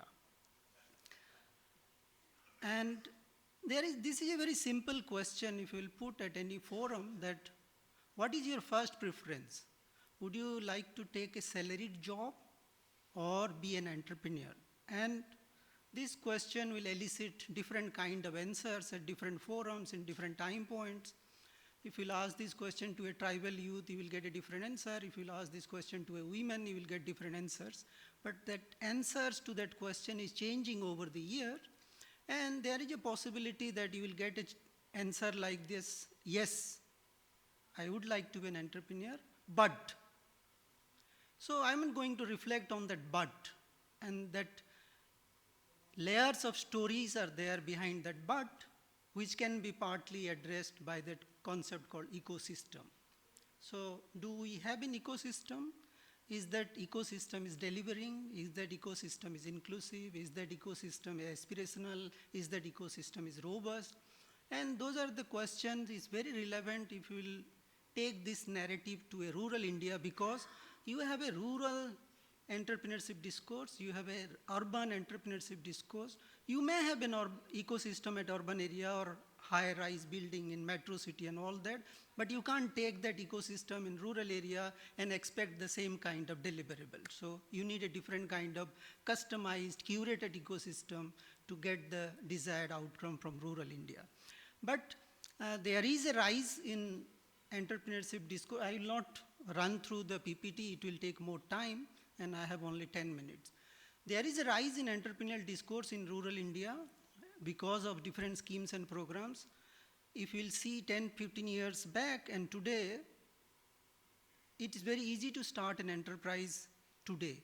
I repeat, start. But to run, manage, and make it scalable and all that, that's a challenge. Rural India is changing very fast, and aspiration is also changing. And now we also talk about something called Viksit Bharat, where this enterprise development will take a crucial role. And in the last budget, Government of India has launched something called RPRP, Rural Prosperity and Resilience Program, with a huge budget where they also want to create higher order enterprise to put India in that Viksit Bharat pathway. But at the same time, I would say in rural India, enterprise development is challenging but doable if you have an ecosystem. But there is no algorithm to create an enterprise in rural India. So that's we should understand. We need a strong support system, and what we are not able to do is to create a scalable, sustainable enterprise. Today it's very easy to start an enterprise, but many of them are staying as nano. They are not growing, nano not becoming micro, micro not becoming small, and we are not able to put them on a scalable runway, not this kind. We need different kind of runway, pathway to put them on a scale ladder where they will create, because behind every enterprise there are multiple families, so it should be strong enough to all that. But if you'll today see, to create a sustainable, replicable, scalable model, you need a bouquet of support services, and that bouquet of support services are now coming from different departments and they don't talk to each other. So unless you put them in one table, one window, one roof, whatever you can say, you will not be able to get the desired result. So that's why to create a cadre of good quality, higher order, scalable, replicable enterprise, you need a very strong ecosystem. And that ecosystem must be aspirational driven, evidence driven, some process driven and all that. And for that, you also need good quality data. The last time Government of India did a MSME survey was 2005-06. So we also have to collect good quality data regularly, which will inform the ecosystem, what kind of support services they need to deliver. I will throw some insights on what kind of ecosystem we need for a country like India, which is very huge, and a lot we can learn from MSS, Ministry of SME and Startup, which ROK has, Republic of Korea, where you will get that they are providing support system to all kinds of enterprises, not only big corporate sector, but also SMEs, also local enterprises and all that. So you look at that website of that MSS, Ministry of SME and Startup of Korea, you will get a lot of things to learn, which we can learn for India. So what are the basic 2, 3, 4, 5 ingredients of a robust or responsible ecosystem that we are aspiring for? One is to formalize. So even now, large proportion of enterprises are operating outside the formal institutional setup. So how to bring them into formal institutional setup, not for the sake of it. Formalization with a purpose, formalization with an objective. So they should get scale up, they should get market and like that. And just being a part of one dashboard, that is not formalization. Now in India, you will see lots of dashboards are there. So think of anything, there is a dashboard. But being part of one dashboard or IT-enabled portal does not guarantee that I am getting that support also. Second, we also need good quality extension machineries in the rural area, which is completely missing. And one of the components of the ecosystem which is missing is mentoring and handholding. There is no mechanism, no framework. And mentoring and handholding is a cross-cutting issue. You need mentoring for finance, you need mentoring for marketing, you need mentoring for incubation, everything. That's a cross-cutting, as it's completely missing. Second important is the convergence. Unless you put these different kind of support services and provide them on a single window, single platform, we can never see good quality, scalable, or sustainable enterprise that we are all aspiring for. The small, nano, micro enterprises located in rural area also suffer from scale disadvantage. So how to put them in a collectives? So we are now talking about farmer producer organization, producers companies, producer groups and all that, but we also have to go a long way. So access to shared services, collectives, all these are also important part of that ecosystem that we are aspiring for. One of the important things that we are also not doing well is the training and capacity development. I bluntly say that by showing PPT, you can't make someone entrepreneur. But India, you look at the training institutes, what they are offering. To a large extent, our training and capacity modules are PPT driven. But I am sorry to say that if we would have achieved that by showing PPT, one can convert individual into entrepreneur, then today we might have created so many good quality entrepreneurs. 1 minute, yeah. So then when we talk about rural area, we should also learn to have a good conversation with all stakeholders and local institutions, including the Gram Panchayat, the local governance that we have. And again, I am bluntly say that we do not know how to work with local institutions. And we are a set of grieving people saying that they do not know this, they don't learn this and all that. But we have to learn how to work with not only local institutions, but also other stakeholders, community-based organizations, NGOs, CSR and all that. So, and today, if you look at rural area, there are so many micro-planning tools. For example, Gram Panchayat Development Plan. Every village is now preparing a plan. Every group of SHG, you must be aware about self-help group. They are also preparing some plan called BPRP, Village Prosperity and Resilience Plan. So we need to learn how to use that micro-planning tools and take them in our ecosystem for better result and all that. So the good, robust, aspirational, data-driven ecosystem that we are aspiring for must deliver end-to-end support system, which we are not able to do, which will not only give skilling, finance, incubation, marketing, and all that. But today, if you'll see Indian setup, we have created a large number of institutions. We have multiple ministries. We have MSDE in 2040s, but I don't know what are they doing for enterprise development. We have MORD, we have so many. We have 15 central government ministries with 70 schemes and programs only related to the enterprise promotion. If we will count the schemes and programs of state government, it is more than 400.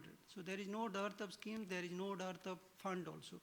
But what we are lacking is a robust, responsible, and ecosystem which will not only look like ecosystem on paper, but also deliver whatever its promises. Let me stop here. Thank you for your kind attention.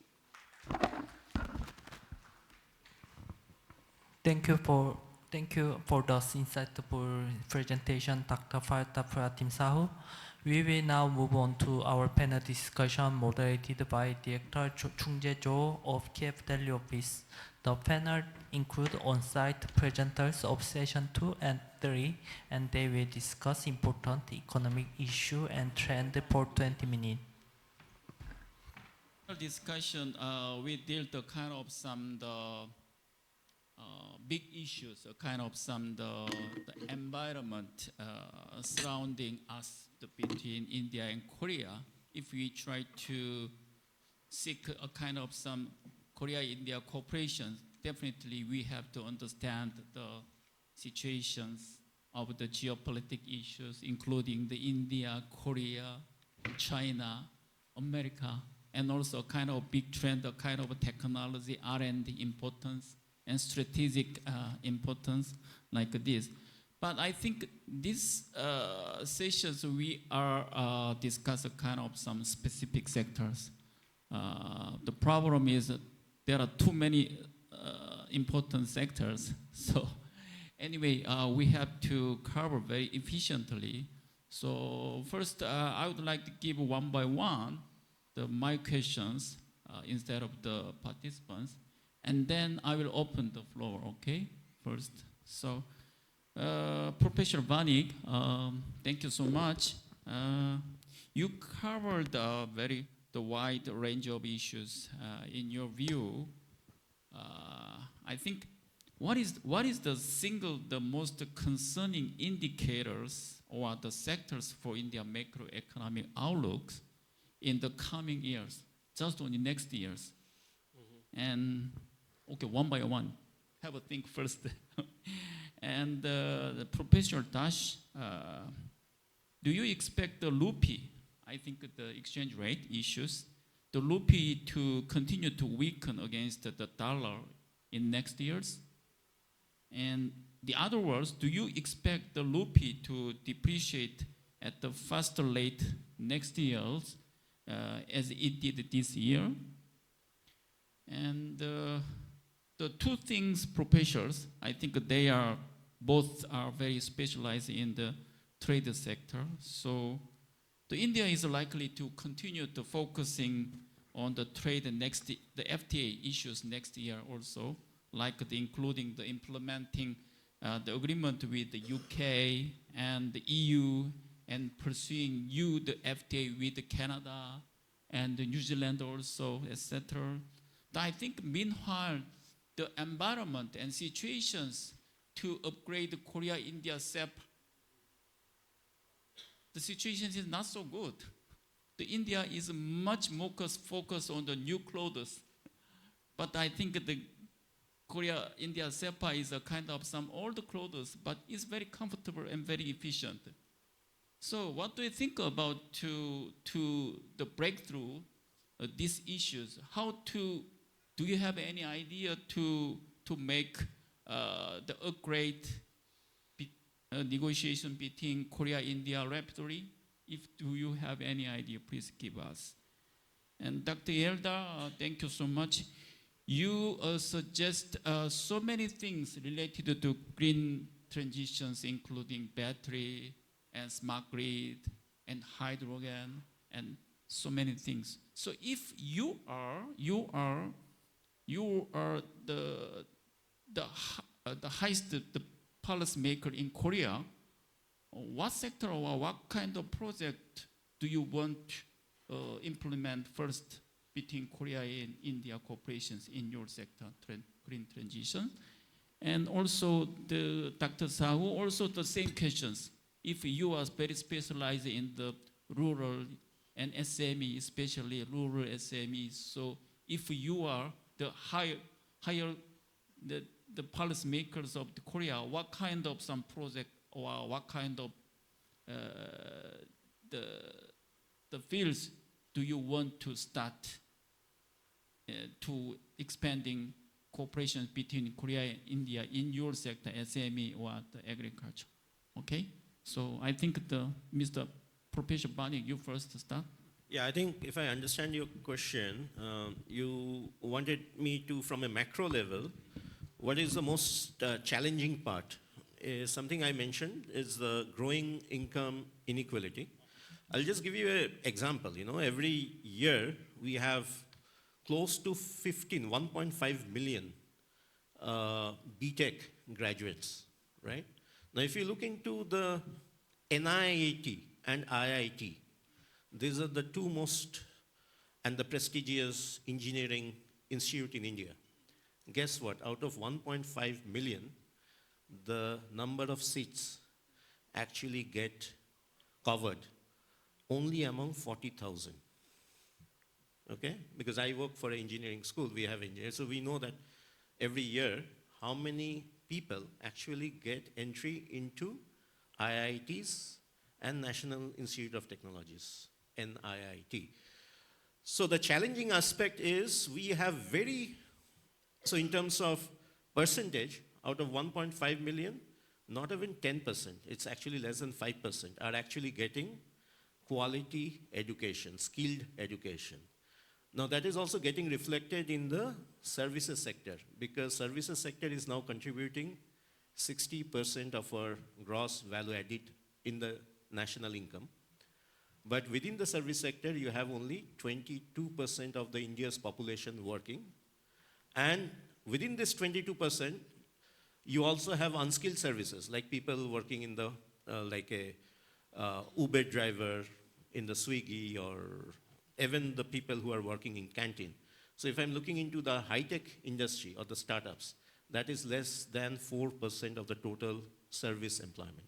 So that, to me, is the biggest challenge as to how to create necessary skills so as to ensure productive employment for majority of the Indians. So I hope I answered your question. Yeah. Thank you, Dr. Cho, for the question. I think whether rupee will depreciate further next year or not, we are in a managed floating regime. The exchange rate path has been continuously watched by the central bank. And that is they allow the market to determine the rate for quite some time since the Raghuram days, Rajan days of RBI governor. We are not bothered about a particular psychological rate, because that was the thing in the fixed regime, that if the rupee depreciates a little bit, you start worrying. So if you look at the overall macro situation, what Professor Banik presented and what I saw in terms of number, the financial health of the economy is not that bad. So it is very unlikely to depreciate in a very sharp way, the way one could think of. But then there are a comfortable level of reserve, so the intervention by central bank would not be an issue. As far as India-Korea relation, I think it's beyond exchange rate. It's more of, colleagues have presented that why SEPA has not worked in the way. If I recall your KIEP seminar in 2012, we are discussing the same thing, that SEPA is working or not. And there was a discussion in the dinner that it is beyond tariff. The issues of some, the SPS issues, TBT issues. So it's much beyond that. I think India-Korea can, in the financial domain, can explore the investment possibilities and looking beyond the short-term response to more from the broader macro angle and keeping that growth ambition intact. So I don't see any major issue as far as exchange rate management is concerned. Yes, thank you.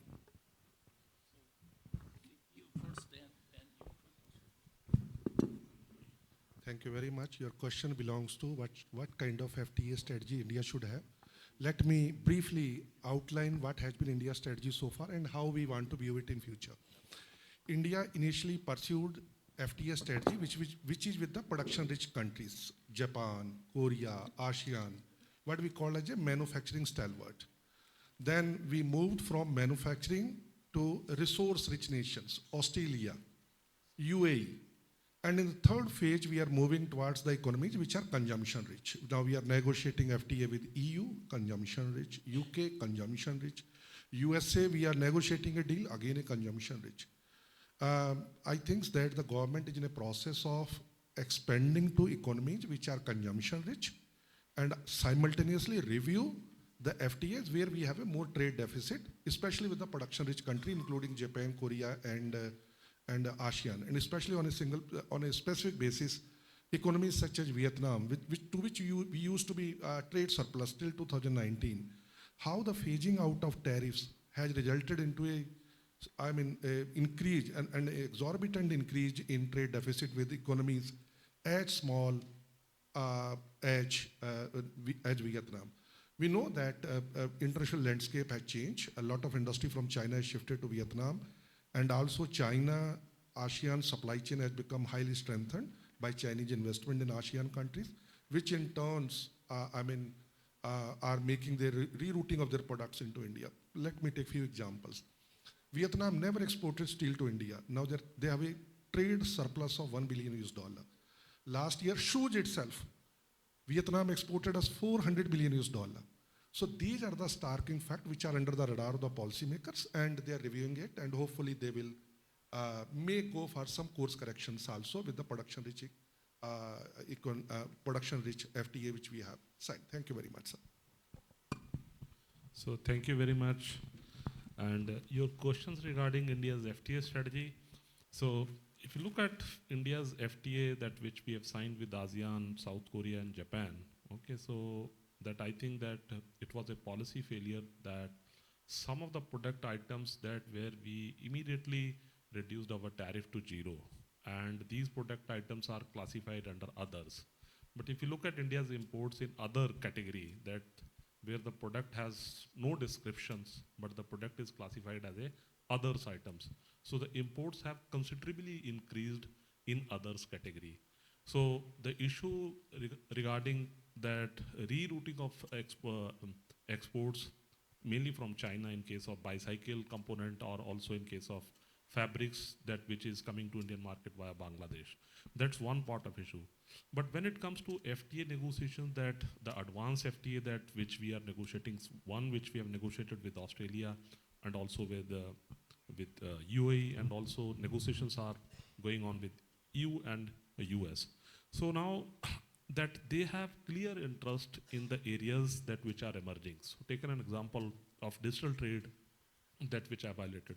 So they want market access here in digital trade. So they are pushing that India should not promote data localization.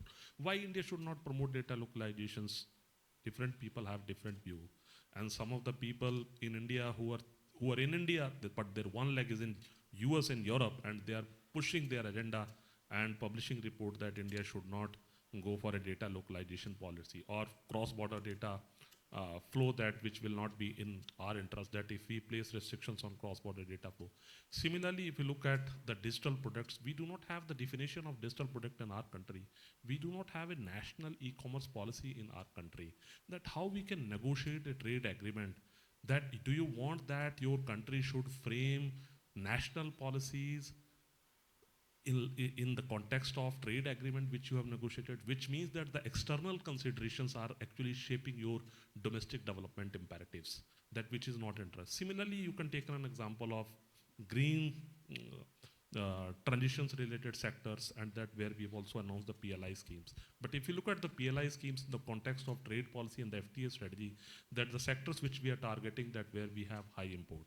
But interestingly, if you look at the disbursement of the PLI scheme, that it's a very, very poor in terms of implementation of the PLI schemes. And even if you look at that how the funds are allocated, the large firms are able to take the benefits. In fact, Professor Arvind Subramaniam has pointed out that if you look at the smaller firms and the large firms, okay, so smaller firms, that we have firms where the workforce, where the number of employees are 5 and 10, and but at the same time we have firms that where number of employees are more. So we have this what we call a missing middle problem, that which we are facing. So now when you are giving PLI schemes, particularly in some of the sectors that where it has not been working. So take an example of container manufacturing. So in container manufacturing, that 80% of your input is actually steel, and there is a specific type of steel that which is to be, first you need to focus on that, whether you have the inputs from the domestic sources to manufacture container in our country or not. In fact, I have discussed this issue in detail in one of the articles on production linked incentives in India. And the second aspect is that we should preserve our policy space, especially in the emerging areas, that which is very critical, because we are able to exercise it, because the rules are yet to be written in these areas. And we should not get trapped in the US template, that which US has already prepared it, and they have already negotiated trade agreements with Malaysia and Indonesia, that if we go by that template, so which means that our FTA negotiations with the rest of the countries, for example with South Korea, that South Korea of course will take some of the points from the India-US FTA or FTA with India-EU or from the India-UK FTA. Though those points, they will force that India should negotiate on these lines. Because the moment you negotiate with one country, so you open up the window for other countries. So that's what I want to say. Thank you very much. Dr. Cho. Well, there are two things I would like to reflect on. One is how to fit into the new shape in the old design of SEPA kind of a thing. Yes, we did work together on the impacts of SEPA, the environment and energy implications of that.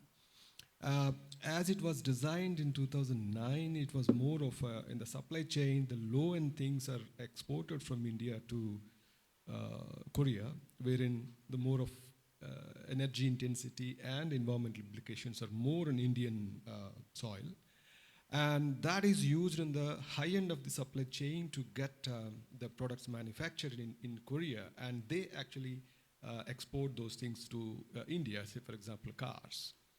And the use of those high-end products which are exported to India, again leave a carbon footprint in India for the usage part of it. So it was a kind of more of a primitive, more towards India compared to Korean counterpart. There's an advantage over there, slightly disadvantage on this side for energy environmental aspects of it. But I think over a period of time, now 2009, now it makes it about 16 years, things have changed quite a bit. That has to be reworked on, and I'm sure the negotiators on both sides would be working on those aspects and needs to be worked on those aspects because the old wine doesn't fit into the new bottle now. But coming to if I am the Korean top-end policymaker, what would I do with India? I would rather see India, there are two aspects to it. One is the market of India, which is a kind of a driving factor for me to dwell onto my superiority in the technology that I have, may it be hydrogen, or may it be EVs, or a recycling part of it, or industrial production. I would like to leverage on Indian market and try to get the maximum out of it for me, which in turn would also help India, of course. The other side of it is R&D. There are electrolyzers, for example. India is also making a good way into those technological advancements.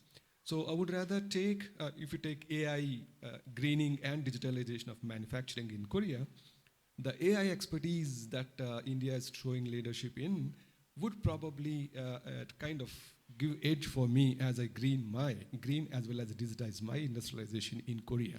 So it's a kind of multifaceted thing. I would take these two aspects. One, capture the market by delving more into hydrogen technologies, which I have an advantage on my side, and electric EV technologies, and try to use the Indian expertise more into IoT or artificial intelligence in deriving my industrialization more into green plus digitization. That's how I would look at the possible interaction if I am the top policymaker. Of course, that would change if I become top policymaker in India, of course. I think I will stop here so that others get a chance to talk about.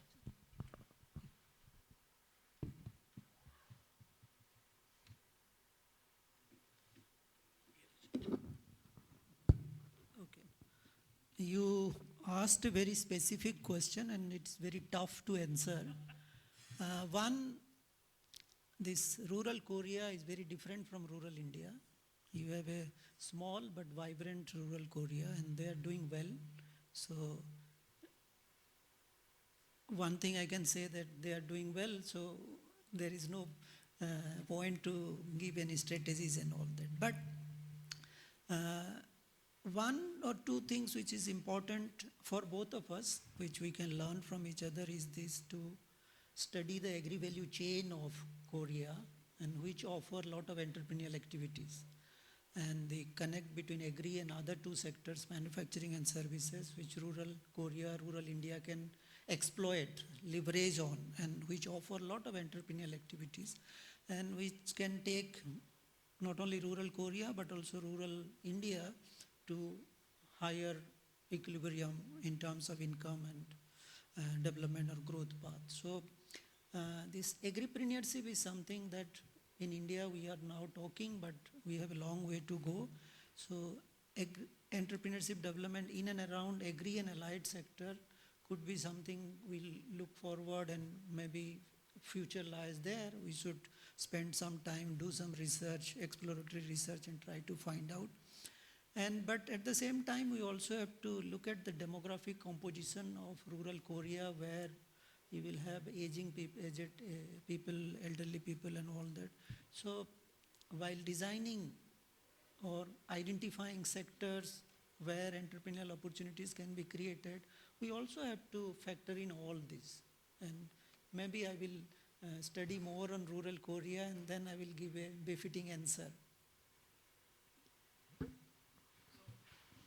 Thank you all. We have no time, so I would like to open the floor first. So if you have any comments or... Thank you very much. Excellent panel, everyone highly qualified. I have been watching many conferences like this, panel discussions. Prime Minister Modi wants a very strong Indo-Korea relations. Dr. Cho, I am very grateful to you. Everything is fine. Everyone has been an excellent speaker. How do we Indians learn basic ethics, discipline, and to work hand in hand with the Korean people? How do we build up the trust of Indians in every walk of life? There I have been to all these places, be it China, be it government sent me 3 times. How do we, from this discussion, allow me and the audience to come up with a summary that I can fight with the government and including the Prime Minister's office? Look at Korea today. 75 years ago, Korean War, devastated everybody, only dead bodies. Look where they are today. You name it, they are there. Their brand is all over the country.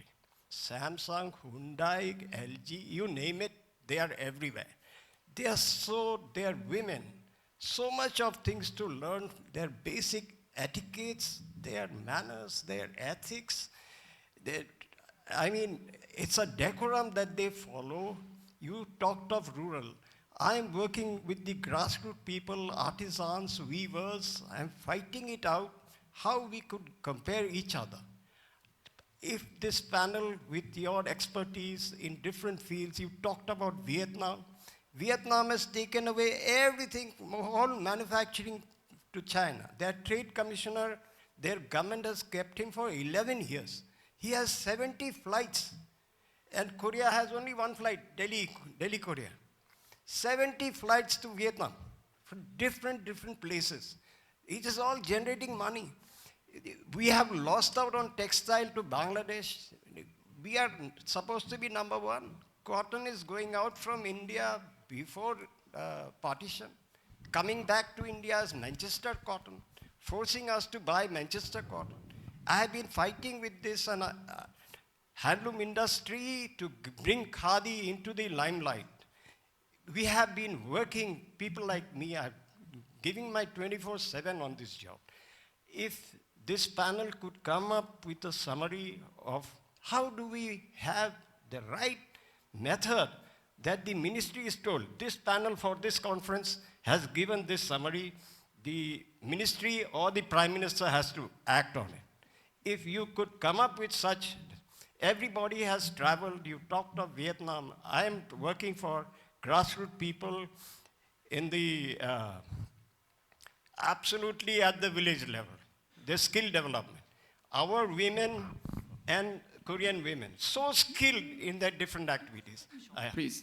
So I would really request each one to give some suggestion of how they can be clean method, no bureaucratic hurdle, that the government accepts such expertise on different fields of Indo-Korea stronger relation and this Vision 2026. I shall be grateful so that I can take forward to the Government of India and to the Prime Minister. I'll fight it out to make sure our relations, which is 2,000 years historical connection between India and Korea. Okay. Please help me in this. Thank you. Thank you. Actually, I have a very brief question, and my question is addressed to Professor Ram Singh and Professor Surendar Singh. Well, actually, my question is that, you see, you are talking about FTA, and from 2015 to 2021, we were not really very serious about FTAs. I think there was no FTA that was done during that period. But all of a sudden, we realized the necessity and we rushed to have FTA. Now that we are rushing, talking to many countries about it, as Government of India advisor, because you people have the knowledge and you have talked a lot about it, what would you actually suggest to the government to follow? Because normally we highlight so many problems and and challenges, but when it comes to solution, we don't know how to really. So because you have done a lot of work, I would like to know from you how to move forward. What would you advise to the government? My second question is to Professor Surendar. Actually, I was just wondering, when I saw your slide, you said that there should be performance requirement. I mean, that is something we cannot really impose, and it is not WTO compliant. So how do you think can be a strategy to really, encourage foreign investors to source from India rather than, because I have a different experience during my SEZ study, which I will share with you later, but I would like to know from you. Yeah, thank you. Thank you. The last, this is the last, sorry. And please. For Surendar Singh, sir. I just have a question regarding India-ASEAN FTA. I'm wondering how can we take practical steps or ideas to take most of this agreement right now, because there are a lot of assumptions to exit from the FTA. That is one question. Second one, I think anyone can take it up. I've heard a lot about Korean investments in India's northeast. So how Korea wants to see India's northeast development? Yes, thank you. So when it comes to our FTA strategy, so let me just highlight some of the areas where we actually need to work. In fact, I worked with one of the Export Promotion Council. I can share my experience when the RCEP negotiations was going on. Okay, so in fact, I got the opportunity to work closely with the senior level officials at Ministry of Commerce. And one of the issue which I noted that when it comes to providing inputs. So for example, taking an example of goods negotiations. Okay, so you negotiate a trade agreement at a HSN code 6-digit level or 8-digit level. And Export Promotion Councils, Commodity Board, or Federation of Indian Export Organizations, they do not have input on specific tariff line. For example, even they have input on a specific tariff lines, those inputs will generally come from the large corporate houses. Okay, so taking an example of copper, a sector where we have large number of micro, small, medium enterprise. So when we are preparing our policy that whether we have to reduce tariff or not to reduce, or we have to reduce tariff over the period of 5 years, 10 years, okay, we do not have inputs on specific tariff lines. So when we do not have inputs on specific tariff line, so in that case, that what happens that industry associations and the group of peoples who are actually managing the whole operation there, they provide their broad input on specific tariff lines, and on the basis of them they go ahead. The same issue you can note it that how serious it is when it comes to rules of origin negotiations, because you need to map the value chain. Export Promotion Councils, they do not have data with respect to the value chain, that how the value chain actually function. So when you do not have the data with respect to the value chain and where the value addition actually takes place, how will you provide input to the Department of Commerce, to the people who are negotiating?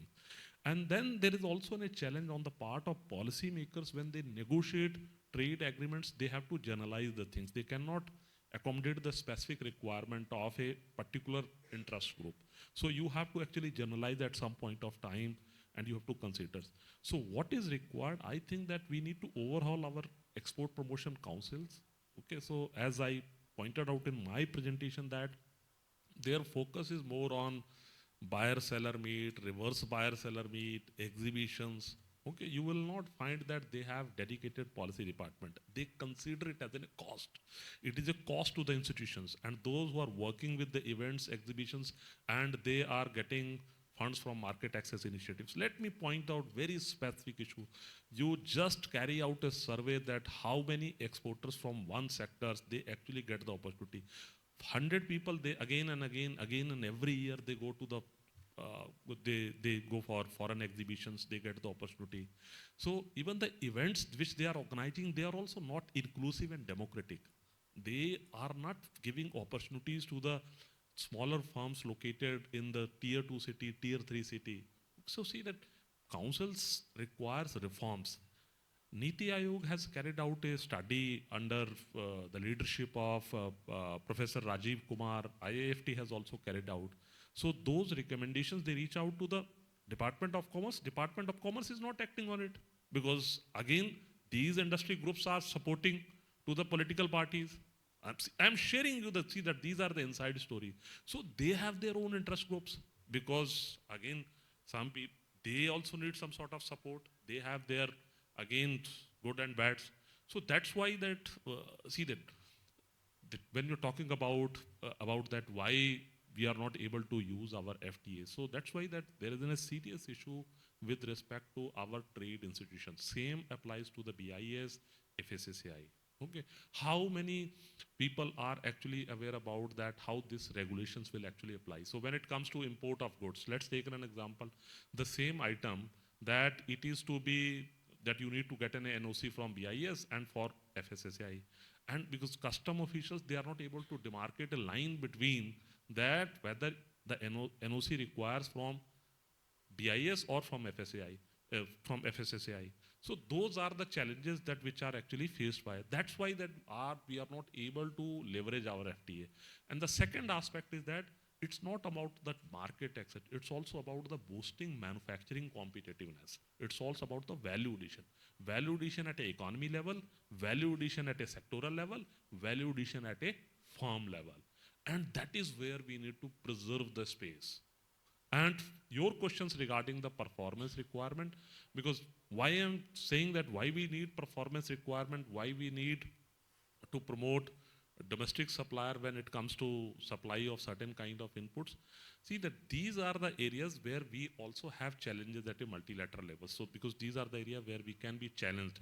But when it comes to BITs, that I think that we should negotiate in such a manner that we encourage foreign manufacturers to ensure that they deliver it.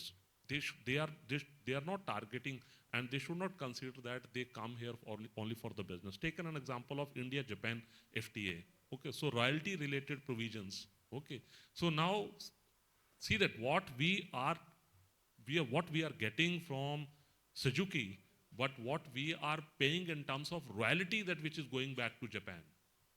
Because now we have eliminated that provision in our FTA.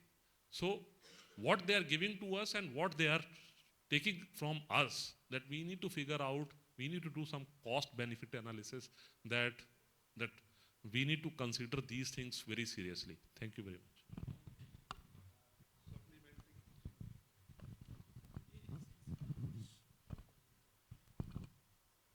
Supplementing to sir, let me also first answer both the questions simultaneously in a short period of time. Madam, what is the idea of India? To define the idea of India, especially to you, sir, even the one who has written our national song, national anthem, Rabindranath Tagore, to define Punjab, Sindh, Gujarat, Maratha, Dravid, Utkal, Banga. How much name he has to take? India is a land of mutinies by V.S. Naipaul, country of contrast and conflicts. When I say so, sir, mind my words. Culturally, we are divided, number one. Number two, economically also we are divided. Sir is talking about, in a manufacturing landscape, how many manufacturing model we have? We have number one, DTA manufacturing, EOU manufacturing, mover manufacturing, both under section 65 of the Customs Act 1962, then SEZ Act. We have 4 spaces just for manufacturing. When we talk about Korea being successful in a short period of time, one language, one culture, one mission, one enthusiasm, one voice that bind them. India is not binded in one voice. That's the idea of India. In itself is a very loose idea. Culturally, also economically, I have taken 4 examples. So when you talk about what should be our suggestions, my personal suggestion based on my example, government need to create scale, scope, system, sophistication, specialization and synergy. So many things. Steel sector, just what China is doing. 1,050 MMT of production. Any investor who want to manufacture auto parts. You manufacture a motorcycle in India, it costs $1,000. Check on it database. China manufactures same motorcycle at $600. So you will be able to compete China? No. So you create a scale of steel sector to such a level of both low carbon, medium carbon, high carbon. In all categories, unfortunately, we do not manufacture high carbon steel. That was my highlight, illustrate in GVC upscaling. Madam, when we create a scale, downstream investment will automatically come. People like, for example, why Tesla has not invested in India? It is not because of tariff. Government is giving them a very liberal tariff of 15% only, which is not too much, or subject to an investment of 500. Why? Cost of steel is high. So downstream industry, so government need to create, government need not to give PLI incentives. I agree with sir for container manufacturing. Why to give incentives? Give incentive for specialty steels, let the scale be created and have an ease of doing business, which is not there. Why? Because our interests are different. India is divided by people also. There is a middle class, there is a lower class. So within India, there is a Bharat. You see whatever aspects. So if you say what is the way forward, number one, if I ask you, we select best of the officers, bureaucrats.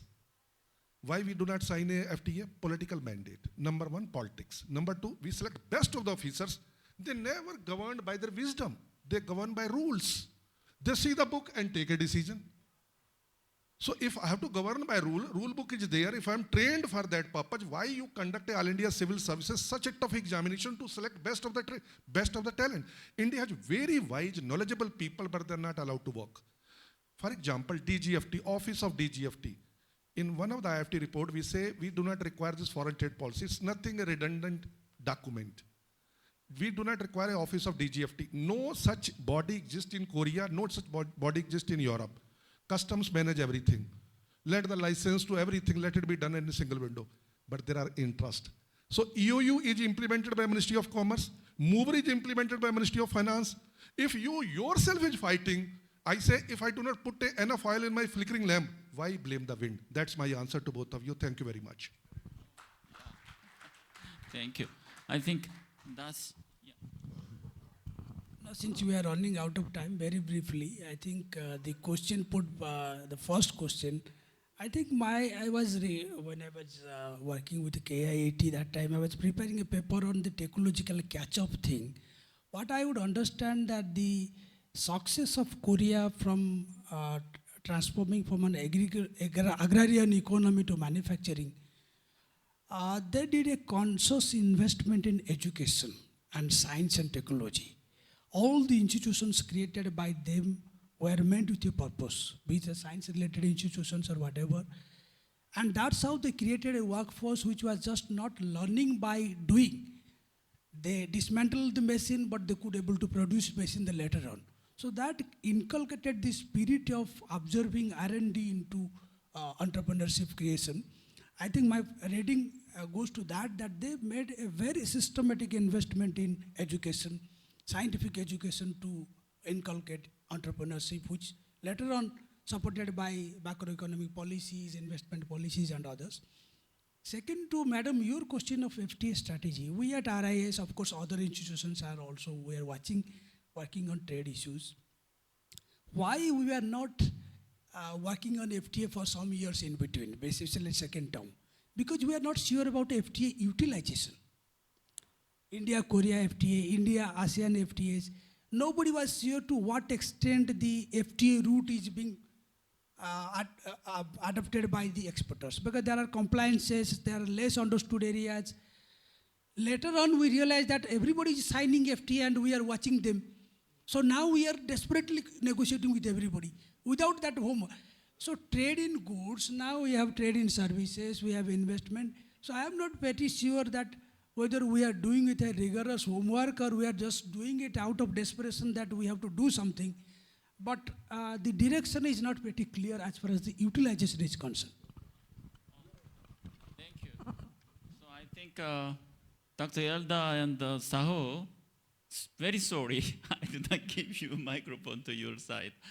Anyway, the panels are very the profile persons and very huge the knowledge is accumulated, but they are also professionals. So if you have time, we do not have the lunch, full day discussions, and we are talking so many things. Lastly, we are talking why Korea is so fast economic growth. One thing I would like to tell you something. In that times, China is sleeping. So Korea is very lucky, I think. The 1970s and 60s, in that times, China is not awakening. So it is good time for compete in that time without competition from the China. So Korea is lucky.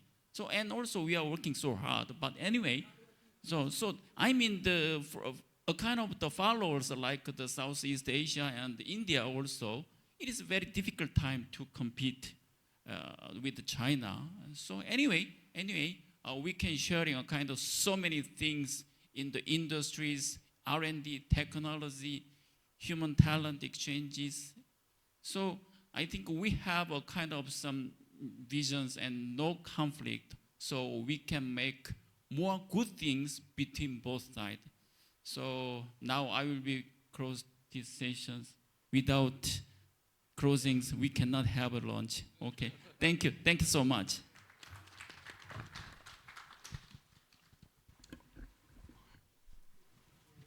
Thank you. Thank you very much for the great speech and discussion. This brings us to the end of today's forum. On behalf of KIEP Daily Office, I would like to extend our sincere thanks to all speakers and participants for your valuable time and contributions. We hope today's discussion have offered meaningful insight and new opportunity for collaboration between India and South Korea.